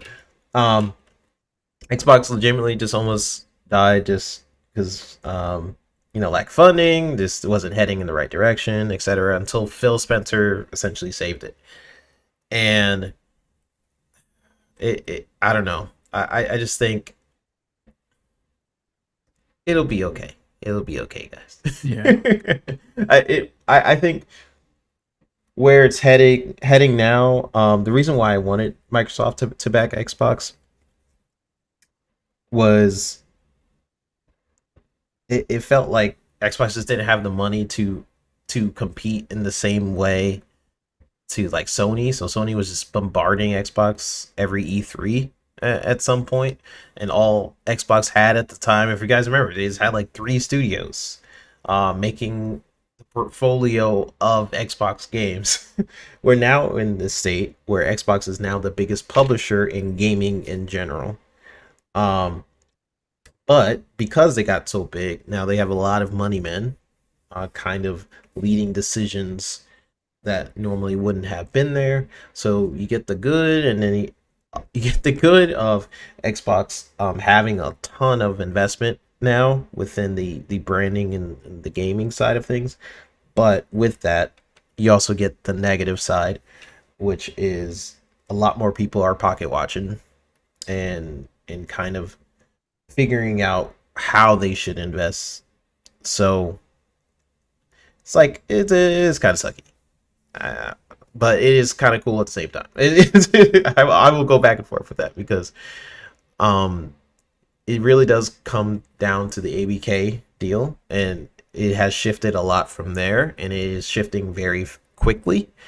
So we'll see where it ends up in the future and what they change. He later says Xbox outgrew Windows, which is one Microsoft's still biggest business. That's what he says. Yeah. Yep. Yeah. Facts. Facts. Um, Poison Maniac says is tied to their subscription service too. I'm not sure what he means there. Lewis says, "Do you think Phil Spencer wants the hardware to go away?" Oh yeah, answer that. Yeah, they'll do another box. They think it'll sell 10 to 15 million internally. This is from Nate Dogg. That he thinks that they're gonna, if they do another box, it'll sell like 10 to 15 million. I think so. It depends on how they market it. I think Xbox traditionally does pretty well when they sell consoles and stuff like that. No reason to think they wouldn't, unless the media really just hates where they're going and they release the console and then they're like, look at this multi-platform box. Why do you need an Xbox? If that's like Yeah.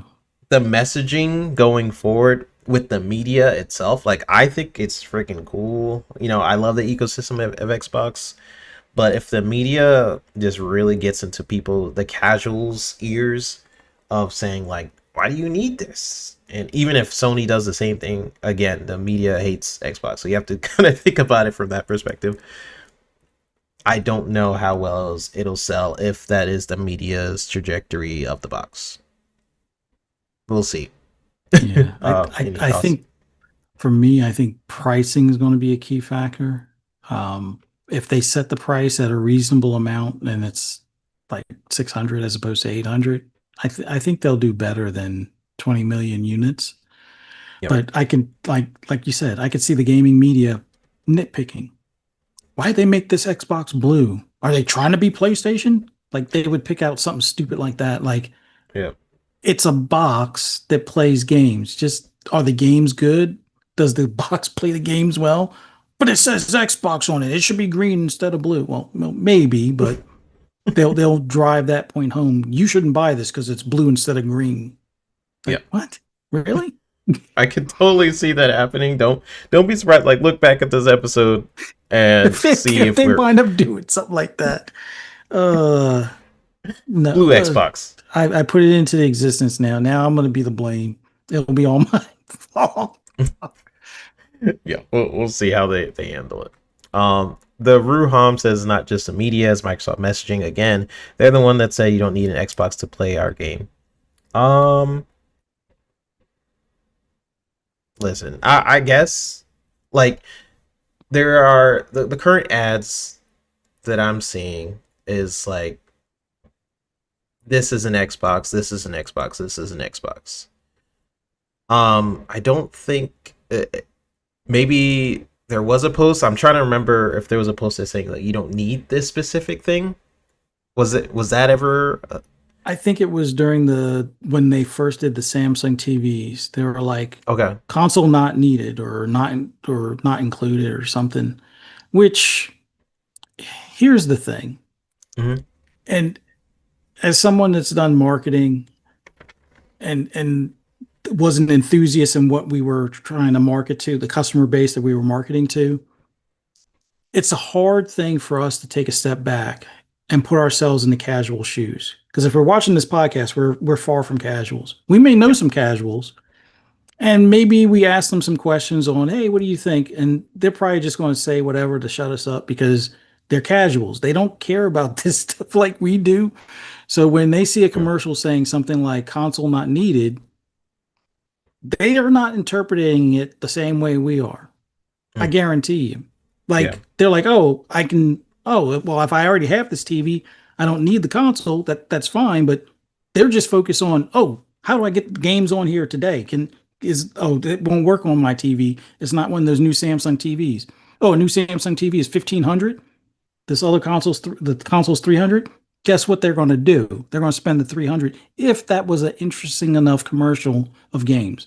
They're not going to be like, well, I don't need that thing. I'll just get the $1,500 TV. I mean, unless the TV that they have is broken, then they'll go and get the $1,500 TV, Yeah. possibly. But that's not how things work. Like the casual is looking at the games and not, oh, well, they're trying to not sell me a console, so I won't buy it. I'll just buy the TV. Really? Like, Yeah. let's I'm think remembering now. rationally on some of this. But us as enthusiasts, well, we already have the console, or we don't want that console, and we're going to talk crap about it and say why we don't want this console. So it's we look at things differently than the casual. I'll leave it at that. Yeah, yeah. That's I'm remembering now where some people are pointing out in chat, like Poison says no console required or something like that for this Yeah. Samsung brand. Yeah, I chalk that up to like what Fuzz is saying, like just who they're marketing to specifically. It's not really marketed towards us, but I could see how we take it as that way, Yeah. or like, hey, well, what about me? But you already got an Xbox. How I perceive them to be, because Microsoft has had bad messaging for sure, where they said like it's only 4 games, and yes, they've had bad messaging. I'm not disagreeing with that. I just think where they are trying to go is have an all-encompassing experience. That doesn't mean you are negating one experience, where you're saying like no more console. I think they want you to have a console, or if you want to play on a PC, or if you want to play on a phone, all of it is an Xbox. I believe that is the the branding of where they're trying to message the the console and everything. Whether or not they hit that home with the next console, like how well they perceive that messaging to be, time will tell. Um, because no one else is doing it, so I'm sure they are trying things. Certain things are gonna fail, so we'll definitely see. Um, Lewis says, if we have an alien invasion, let's sacrifice 3-bit to the aliens. Come on, man. Okay, if you do that, then at least let me play GTA 6 before that happens. That's all I ask. Um, we got a couple more, and then we'll get to that third topic, you guys. But you guys are just chatting it up, so appreciate everyone for dropping on in. Big Mamo says this is an Xbox Play Anywhere. Yes, Ruham later says, are you guys serious? When they just launched the MetaQuest, there's a Fire Stick, there's a Samsung TV. That was the message when they said you don't need an Xbox to play our games. But a Play an casual doesn't see Xbox. it that way. Like, Yeah. I get what they're saying, but we're not the casuals. The person, and I think Poison even said, it's like the person that they're focused on for that is not looking at a console. They just hear, oh, I can play these games. Well, I already have a MetaQuest, or I already have a Fire Stick. This is not the same person or persons that you would target. The person for like where they really should go hard for the consoles, it was Yep. kind of half-assed at GameStop. Like GameStop literally is probably the area where they did some investment, but they I don't know if they could twist the arms of every GameStop employee. They moved them to the front of the store temporarily, I think, but they mainly moved like the cards as opposed to the consoles. So they were looking at selling like Game Pass subscriptions and gift cards and stuff. That was the priority, or digital games, was the priority for the stores, it seems, as opposed to the messaging like, hey, buy this console and subscribe. No, it's just subscribe and you could play it on your PC. You could there is a lot of mixed messaging stuff, but like those ads are, we get to see them, but they're not for us. The people that need to see them are the ones that's like maybe they had a 360, maybe they still are on a 360, maybe they still are on a Xbox One, and they don't know if they want to get a new series console or a Quest, because there's different games that you're not going to get on a series console that you can get on a Quest. But oh, by the way, I could still play the series console games on there. That's where all that comes from. So it's like, Yeah. yeah, you don't need the console, but the person that they're targeting is not really looking at the console to begin with. Yep. That's all I'm saying. Yeah. Facts. Um, like we know who Phil Spencer is. A casual is not going to be like, who's this dude in my screen? They're not. They're not going to know who this is. They're not going to know the history of the Xbox brand as a whole, or keeping track of news like we are. Most casuals don't even know there's probably layoffs at Xbox. Maybe it got big enough to hit the mainstream, but you know, it's not really marketed towards us who already have an Xbox and play it and stuff like that. A couple more, you guys, and then we'll get to that third topic. Poison says, how do you think they achieve to reach 3 billion gamers, not through 250 million console users?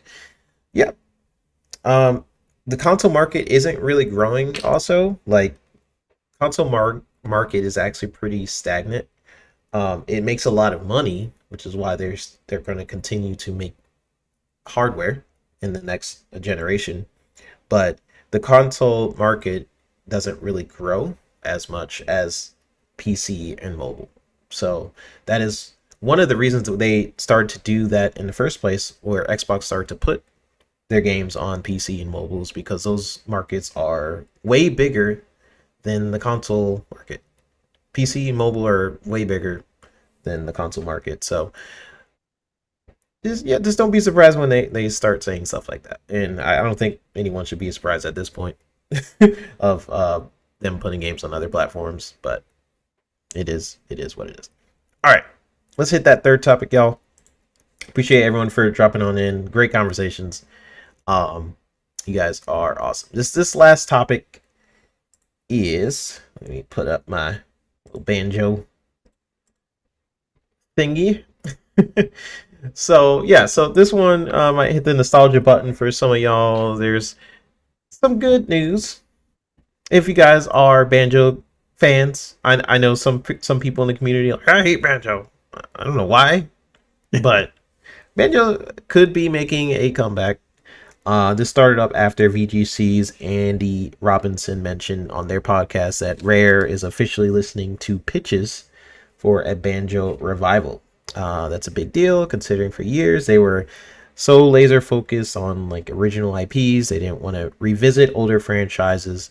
But now with layoffs hitting Rare and leadership shifting, the door kind of seems to be creaking open a little bit. And we got the two studios also being talked about alongside Rare. This is all rumor at the end of the day. Toys for Bob, which already works with Xbox and made Crash 4 in the Spyro Reignited trilogy. They did leave Xbox at one point. Yeah, they left Xbox, but they're still working with them. Yeah. And then Moon Studios, team behind Ori, both of them have apparently expressed interest in doing a Banjo game. And honestly, yeah, either one could crush it stylistically. So the question is, should Banjo come back now? And if so, which studio would you trust with the legacy of Banjo-Kazooie? I mean, that's a tough one. Like Toys for Bob, hands down, would be a good choice. But I'd be interested to see what Moon Studios does. Like, it could be the difference of like how 2D Mario progressed to Paper Mario kind of thing, like stylistically. So I would be curious to see what Moon does more so.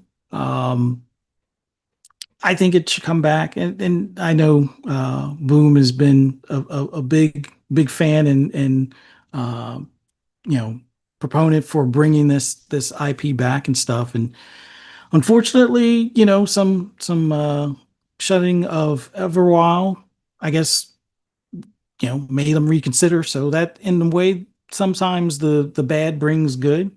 Um, if they're going to do a handheld, if I know there's rumors of it being canceled or whatever, but even with the Xbox Ally, I think a banjo type game on that type of device would be awesome. Um, I considering how well those types of games did at one point, and I think there's that nostalgia uh, appeal as well as desire to bring those games or games like that back. I think it will do well. So I'm glad to hear that they're trying to do this. Um, I'm pretty sure the next thing that people would love them to visit would be Conquer. Yes. Um, just because the adult kids in us would like something maybe a little more sassy, I guess, type of deal. But yeah, it's cool that they're going to bring that back, and we'll see how well Donkey Kong Bonanza does. Maybe they get some ideas from that because I mean, it's not a one for one, but now you got the little girl on Donkey Kong's shoulder, so maybe that gives them kind of a template. Not saying copy, but to some extent, that's kind of I think where that whole idea originated from, anyway. But yeah, it's cool to see that could be coming back. But I would stylistically, while or style wise, I would love to see Moon do it. But I know it would be a hit if Toys for Bob does it. Kudos to them for still willing to work with their parent that tried to put them up for adoption, kind of thing. So, yeah, that's hey, they could if they can find more studios to hand off some of those older IPs while they work on newer IPs, that'd be awesome. Yeah, heck yeah. And again, like I've talked about Rare on this show a couple times, or just every time I mention Rare, I get a little annoyed, right? Because yes, Sea of Thieves is great. Love Sea of Thieves. Um, I just was very outspoken with what they did with Everwild and how they didn't know what the game was and stuff like that. But I love this rumor. I still think it's a rumor. I'm not sure. But yes, love this. Let's force Rare to do more stuff. I'm literally at that stage with Rare specifically, uh, just because like let's do it. They have had so many classics back in the day, and then when people are like, "Hey, all the stuff that you're known for, like, are you gonna do it?" and they're like, "No, we want to do new stuff." You're like, "Okay, well, shoot, that just leaves all those IPs out, kind of to die in a way, because no one else wants to do them." So like whether it's Rare or Moon or Rare like heading the project or however they're structuring it, Xbox has so much IP that is just not being utilized. I was liking how they were starting to kind of go back in their catalog of IPs they own with Perfect Dark, um, and things like that. That's being canned, sadly. But Rare has a ton of awesome games that they can just go back and kind of check out. Um, Shout out to fun speculation math dropping on in Big Mad Mo. I was laughing at Big Mad Mo's comment saying Conquer sucks. Here's the thing: I don't know how well Conquer has aged since I last played it, but I will say, as a kid, it was really fun. I specifically remember like two things about Conquer, and this is it. I remember there was like a poop monster that you like throw toilet paper at or something. And then I remember there was like this World War II situation where you're storming the beaches and you're like people's heads are flying off and stuff like that. I don't remember if that's Conquer 2 or Bad Fur. I think that was Bad Fur Day. And there was another one with the poop monster. I think that was the first Conquer. Maybe it's been a long time since I played Conquer, so you guys tell me which Conquer I'm talking about. But I love Conquer. I hope it aged well. Essentially. But yeah, this was cool news to me. It is a little snippet, just just a little spotlight out of all the bad news that maybe some good is coming out of unfortunate situation. Um, Let me read some of you guys' chats, and then we're gonna get out of here. Someone mentioned Mac. Here it is. Fuzzy, you guys aren't going to cover Nintendo being able to brick your poop emoji. Yeah. Oh, So what do you it's think? about the Switch 2. Yep. I think Brazil were the ones. I can't find the article right now, but Brazil has basically warned Nintendo, we don't like your, unfriendly business practices as far as basically turning a 500, well, whatever the markup on the price is while it's in Brazil, turning that expensive device into basically a heavy paperweight. Um, which I'm kind of surprised the UK doesn't have quite a similar stance because they usually have good customer protections as well. But me personally, I'm not a fan of any company having the right to brick your item. Once you pay for it, it's your device. If you are pirating, then they should take the legal action that pirating allows.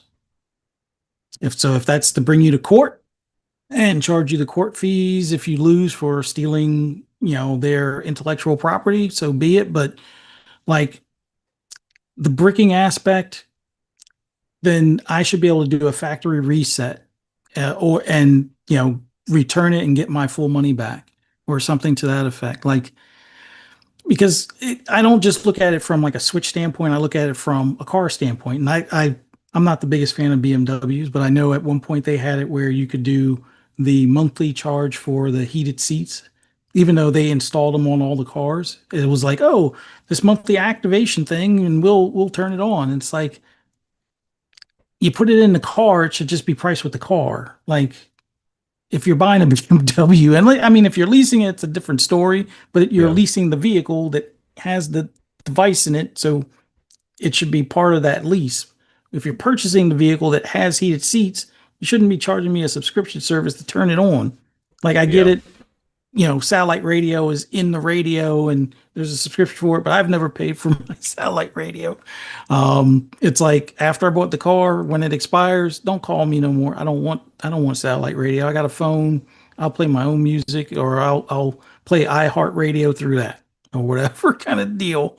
But yeah, them being able to brick it is a bit extreme. Like if anything, tell the person like your account will be locked. Give them at least a warning. Don't just like utterly, oh, we detected something system like brick. That's I don't know. It just Yeah. it feels like you don't really own anything. Like they keep on saying, well, we don't own our digital games, which we technically don't. And that's one thing I wish more of us would fight about. Yeah. Um, Getting these companies to agree to ownership. And it could be for at least for me, it sounds like a silly reason, but it's like I got 600 plus games on Xbox, like two or 300 on PlayStation, and well, now only like five on Nintendo.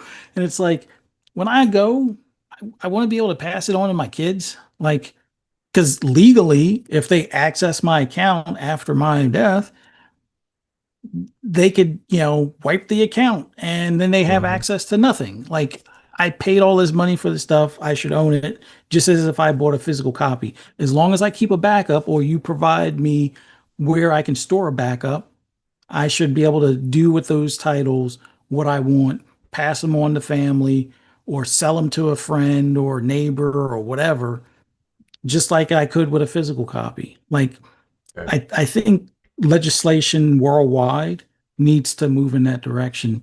And legislation needs to make it so these devices can't be bricked unless you're getting a refund kind of thing, or just make it where you're blocked from online, which the fact that the Switch is so online integrated, that I guess is another problem. It's like you should be able to at least play cartridge games on it that don't require an update or an online connection, but you can't even do that with the thing. But I get it. they're trying to prevent piracy, but some of that quote unquote piracy or people that actually bought the titles and just want to have it all on one device as opposed to, oh, I have to get this game from my son's device or turn my son's uh, uh, system on so that way he can do the game share with me or verify that he still is okay with me sharing that game even though I bought it for him and didn't buy Hmm. myself a copy. It's like I don't know.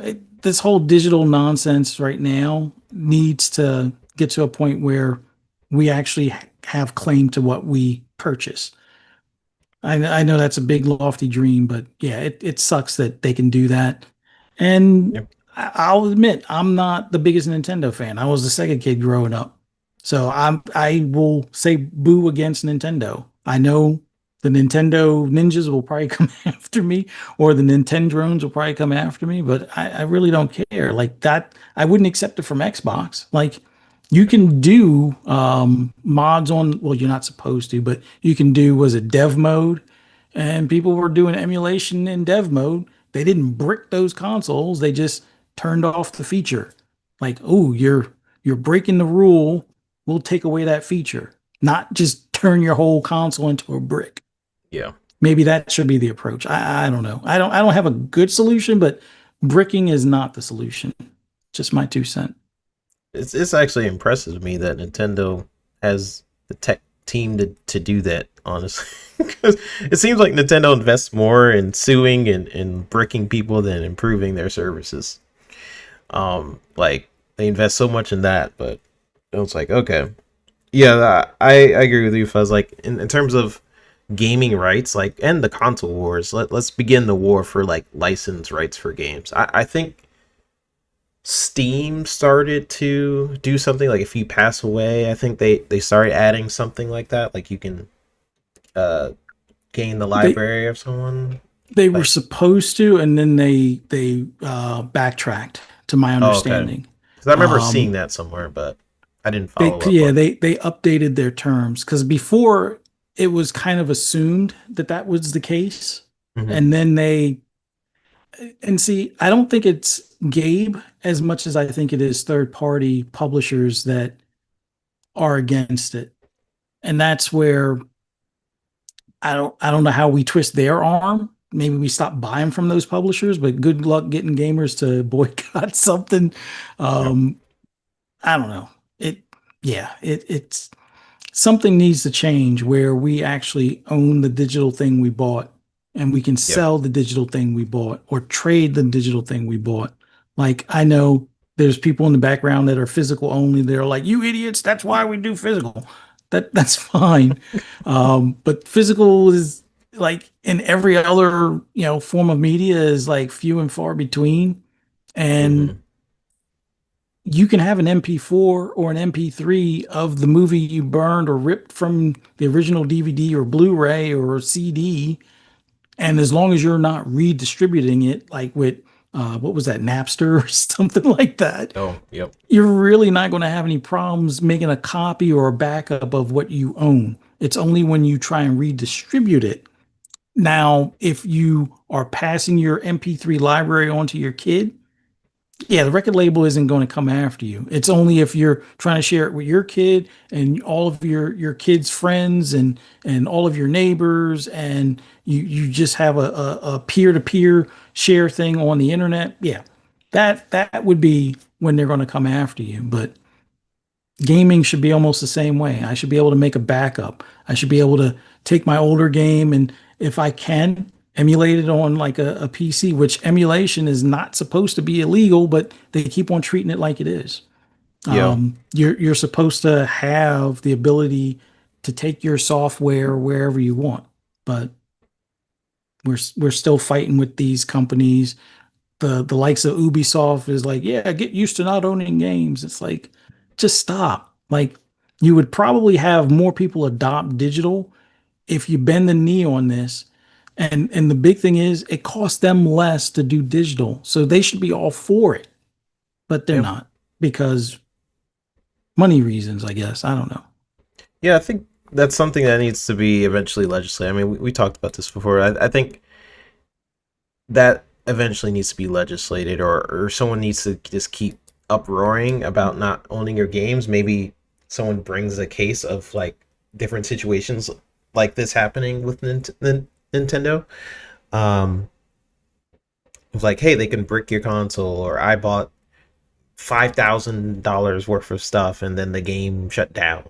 You know, there's just things, situations like that. I feel like could be brought up in legislation. I'm definitely for that. Like, the one thing that a lot of people who have physical games that they keep bringing up is like, oh, you don't actually own your games, but physical we do. But that's not even true anymore. A lot of physical games are just digital licenses at this point. So you open up the physical game, you put it in, and it's like it's just checking to see if you like. It just goes online anyway, so it's. I think the progression of that could just be like, hey, let's just freaking get this legislated and make it so we can actually own our games, but it would have to be enough people arguing about that rather than is this game coming to Xbox? Is this game, that to me is more important than the freaking console wars because Yeah. digital rights for games are way more. Because at this point, physical games are the minority. Like whenever you guys see console sales for games, like hey, this game's selling only like 5 copies. They're just tracking usually in the UK, but like physical copies and things like Yeah. that. But most people are buying games digitally. So that's where we are. That's where we're going to continue to progress. It's just a lot easier. It's a lot more convenient for people to just download the game. Um, so with that, we should also go to that. I 100% agree, and I hope that's where we're going. That's where we're headed. Lewis earlier says 3-bit because Rare has historically been burnt out by making those type of games. Mm. Are they not burnt out just working on Sea of Thieves for like 6-10 years? Just saying. Like, and then Everwild, they don't even know what it is. Like, come on. Like, I don't know. This is something about Rare that I don't know, bugs me. I don't know why. I love Sea of Thieves, but yeah. I don't know. Rare just irks me. It does something to me. I can't explain it. Max says Fuzzy. I believe Brazil is actually suing them. Oh, okay. Yeah. So I guess Brazil is suing Nintendo. I have not heard about that, so I'll check that out. Nice. Hopefully Man, the UK gets on board here soon. And I'm Poison's bringing me bad news. I was hoping Void Interactive wouldn't be downgrading the PC version. Apparently, Ready or Not, because you oh, I thought can't it was just the have. console version. Well, it was on PC for early access for a while, and I think the 1.0 was last year, and now it's finally coming to console. But because there's some spots of nudity and certain curse words, or probably some depraved stuff that you see in some of the scenes that you get called on, Mm-hmm. we might be getting a downgrade on PC because the dev can't balance the two. Ooh, we So I'm don't gonna turn like off it. updates and have to figure out if there's a peer-to-peer connection thing that's uh, Yeah, that I'm sucks. pretty sure mods will bring it back. Like, see, that's the great thing about PC, and in a way, I wonder how things are going to work when Xbox is a PC basically, or has access to PC games. Yep. Um, because there are some games on the Steam library that are too spicy for even Nintendo store. And from Yep. what I'm hearing, and no, I haven't looked, but from what I hear, Nintendo has some spicy anime or manga stuff on there. So it's like, if Steam has stuff that goes beyond that, hmm, is that going to be banned when your Xbox console complete? Hopefully not. Hopefully they completely ignore it. It's like, hey, you bought it on Steam, you're on your own, kind of thing. Um, Yeah, I hope so. Oh but man. we'll Yeah. see. Yeah, I've thought about that. So like when Xbox finally is like, "Hey, you could play Steam on your Xbox." There's a ton of games on Steam that are like you said, they're kind of spicy. They're very like, oh wow, how's this on Steam? Kind of a game. Um, and I wonder if like, because the Xbox Store, I'm sure they censor certain games. Sony really censors a lot of games, a lot of indie games and stuff like that. And Yeah. Nintendo, don't forget about it. So like, they have their rules for the store that applies to their specific store. But Mm. like Steam is a whole other ball game. They have rules and stuff on Steam. Kind of. I mean they do, but there's certain games on Steam that surprises me that's on there. But maybe they'll have like a little terms of condition pack. Like once you click on like hey, you're clicking into Steam, you may see some things. Like maybe that happens when you're on your Xbox and you click on the Steam app, like hey, just warning you, like this is not our thing. They may Mhm. do something like that. I'm guessing. Yeah. But we'll see. We will see. We'll see. All right. We'll read some of this stuff and then we're gonna get on out of here. That is it for the banjo conversation. But appreciate everybody for dropping on in. We got Cage Vampiro Baracho. Let me know if I said that correctly. Remember when Nintendo were the good guys? Yes, kind of. I feel like they were always kind of shady. I'm trying to remember like the Sega versus Nintendo timeline. Were they still the good guys then? Well, I know the history of it. I think people do perceive Nintendo as like, oh yeah, that's the Mario machine and whatever. So maybe you're right. And then Poison mentioning the Ready or Not censorship. That really sucks. I only Yeah. seen the I heard about that, but I thought it was like, oh well, maybe I'll just play it on PC to get that fullness. But that does suck. Well, I'm sure there's gonna be a I'm mod. yeah, there has to be mods. That's what will wind up happening, and it's like I don't know. It should almost be like, and I know this is going to probably sound real simplified, but I would have to believe there's got to be a clothing JPEG or something where, or this goes to show how far back I used to mod because like GTA 3 on PC was my experience with modding, or my early experience of it, where Mhm. just make the clothing or make it so instead of nude, there's clothing for the PC one or clothing for the console one and make that clothing that you put there see-through or nude or invisible or opacity zero or something. Um, Yeah. I don't know. There's got to be a solution. Otherwise, I they're just going to don't get. understand. It has to be a resources thing, right? Because like freaking Cyberpunk just has full on like the first mission. It's full on nude. So I don't know. Maybe they're just battling the ESRB rating or something. It's got to be some of the missions where it's like the dead bodies and stuff. Or Mhm. I don't know. It. Yeah, sucks. Joe says Conquer will probably because he told me to read his comment. I missed it. Conquer will probably won't be even made today, especially with current Xbox stuff with their let's say messaging. Yeah, there's certain games that like are really hard to make today. Like I love Bully, for example, right? It's one of my favorite Mhm. games. But I look back and I'm like, oh my gosh. Like they, they have some stuff in Bully. And I'm like, ooh, that would be hard to make today because it's very, very sensitive nowadays. Um, Yeah. but I think if you just phrase it as a remaster, like this existed already, then maybe it'll be okay. I don't know. I can't really remember what's in Conquer. I do remember there's a lot of cursing and crazy stuff like fighting poop monsters and stuff, but I can't really remember how bad it was. Not bad as a game, but like bad like the content inside of Conquer. I can't really remember. I'm actually looking up after this show to kind of remind myself. But I feel like they could do it if they phrase it as like this is a remake. We this wasn't us. We just stay true to the vision. I don't know. Mhm. Um, Big Man Mail says emulation is not illegal. Yep, yep, yep. It is not. Satnus says I think it keeps the platform healthy and viable for third parties. Uh-huh. Dude, 3-bit. They're not kind of spicy. They're straight up X-rated. Yeah, I know. But here's the thing. There's this one game I played.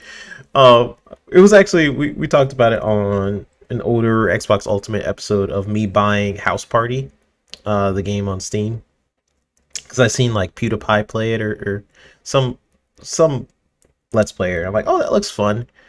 And to be fair, I still haven't experienced all the craziness, all the X-rated stuff that's in that game. But apparently, straight up, the sex scenes in that game, and I completely missed it. And I had no idea when purchasing it.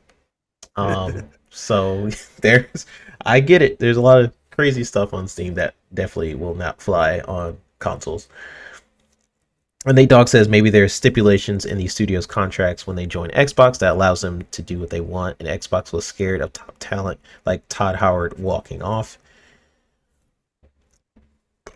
Maybe I just felt like that was the philosophy in the DNA of how they, like every company you join, right?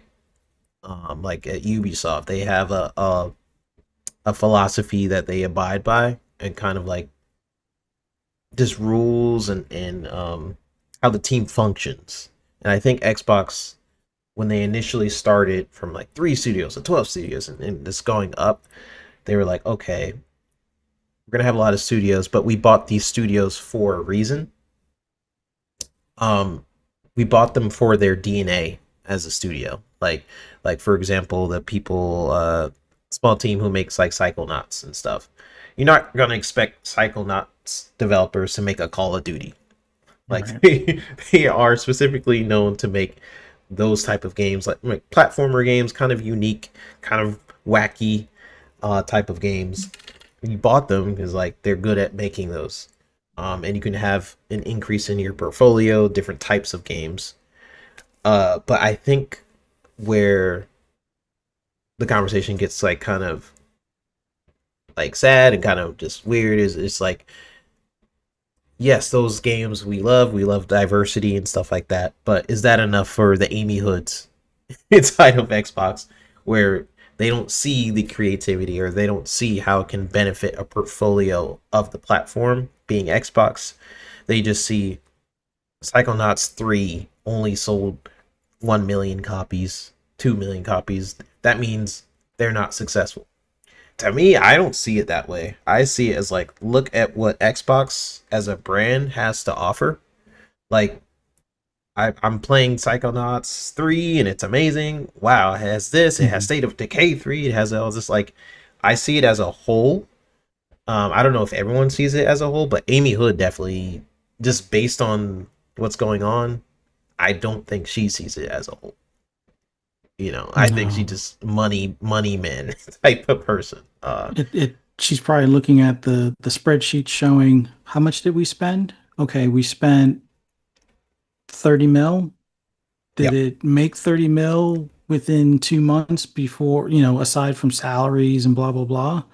Okay, then we need to scale back or something. That's probably where she's looking at, as opposed to saying, oh, we'll give it the full year to see if it makes, 60 mil back in revenue and sales and subscriptions. But then that hard thing, the one thing I would say that's hard about Game Pass might be that can you point the subscription dollars to X, Y, and Z game? Like, okay, this game was in the subscription. Did subscriptions go up, or is this something that's covered by that, $20 a month from 35 million, 40 million people? Is that enough to cover that, you know, development budget for X, Y, and Z game? And I Yeah. don't know if they're spending the time doing that. It will, I would hope that they are, but it doesn't feel like it because that That that what do you call it? The Blackbird game from ZeniMax Online. That should have been like, oh, well, that might be Starfield level or Cyberpunk 2077 level, somewhere in between, because it's a Bethesda, title. They should have had this expectation that they could probably bring in that kind of money. but Exactly. I don't Yeah. know. That's the conversation. Like, if you are just a money man and you're not in the industry in terms of like the creative side, maybe, or you're or even seeing the from the fans' point of view of what they want or what they want to consume, it could easily divert like your vision for things. It like there's certain games that are not going to be expected to make that much money, but it could be fun to play, or maybe it could surprise some people into investing in the brand. You never really know. um what I initially liked about the conversations we were having when Xbox was acquiring all these studios was diversity. The fact that you have all these teams and you can kind of alleviate pressure off of like the three teams, which is Xbox, which is Halo, Gears, Forza, right? They had so much pressure in the beginning of the Xbox One generation and 360 because they're the only studios, and like if they didn't deliver, that's huge pressure on the Xbox as a whole. But now that they Yeah. have all these studios, they're like, okay, take your time. You make these different types of games. You make these. We'll have a release cadence of a lot of games coming out. Um, and you don't have to be pressured to making a certain type of game. Um, so I still hope that is the case. Um, but we'll see. I do think that there's still 40 projects in development at Xbox, and um, a lot of what was at the showcase will be coming out and everything. I just wanted to see what the release cadence is because there's a lot they also didn't show at the showcase. Once the console is out, they also had a lot for that as well. But that is it, y'all. We're gonna close on out. Uh, already 20 minutes over our usual time, but this was a big episode. We had a lot to talk Yeah. about. But so I appreciate everyone for dropping on in. We had some new faces in here. Be sure to hit that subscribe button. We always try to communicate with you guys towards the end of the show and our middle of the show as well. But no, I really do appreciate you guys dropping in every single Sunday alongside myself and Fuzzy, please tell people where they can find you on social media, what you got going on. Oh, sorry. I'm talking to Big Bad Mo about the Oh, Exodus game. Like oh I yeah, thought yeah, that was the Mass Effect game or the former devs because I remember they did some sort of time travel thing. The one girl finds something and then he winds up having to go. I guess it looks cool. It has more of a caricature look to it, but it looks like an amazing game. And I'm stuck on this sci-fi bit right now with Star Trek. So it's like I can't wait for that game to come out. But I've seen you guys talk about Expanse or something, or yeah, that's like Frozen. a grounded sci-fi show, which a lot of that stuff kind of ties into the believability for Starfield kind of thing. So it's like I think I watched the first season, then started playing Starfield, then forgot about going back to watching the second season and stuff. I need, yeah, I'm definitely slacking. I need to get back to it. But there's just so many good games out there. I'm kind of stuck in my division funk right now, along with Forza Horizon. Yeah, I gotta get back to Starfield because that's the only game that made me postpone playing Motorsport. So there's that. But if you want to hear my rambles and rants, you can find me on social media. Just do a search for Fuzzy Belvedere. You can find me. This was an awesome show. Love doing this with you, 3-bit. Um, even though there's some bad news, there's always good news at the end of it where there's more games, there's more things to look forward to. yep, Sorry for those that had the weather, the storm of layoffs and things like that. Hope y'all land well. yeah, But my advice to everybody out there: stop the doom scrolls on social media. Just play some games, have fun, relax. Um, unless we're in the industry, it's not that serious for us. But keep in mind, this will continue to happen until the industry, not just Xbox, because this is not just an Xbox thing. This is, I mean, Nintendo's probably the best at hiding it if they're having any any issues like this. but there was tons of money thrown in the toilet for all those cancellations with Sony. At some point, maybe we'll see the results, or maybe having things like Helldivers come over is part of what is their way of hiding some of the red ink kind of stuff. So enjoy the games. I strongly recommend Helldivers 2. It's a worthwhile, fun game.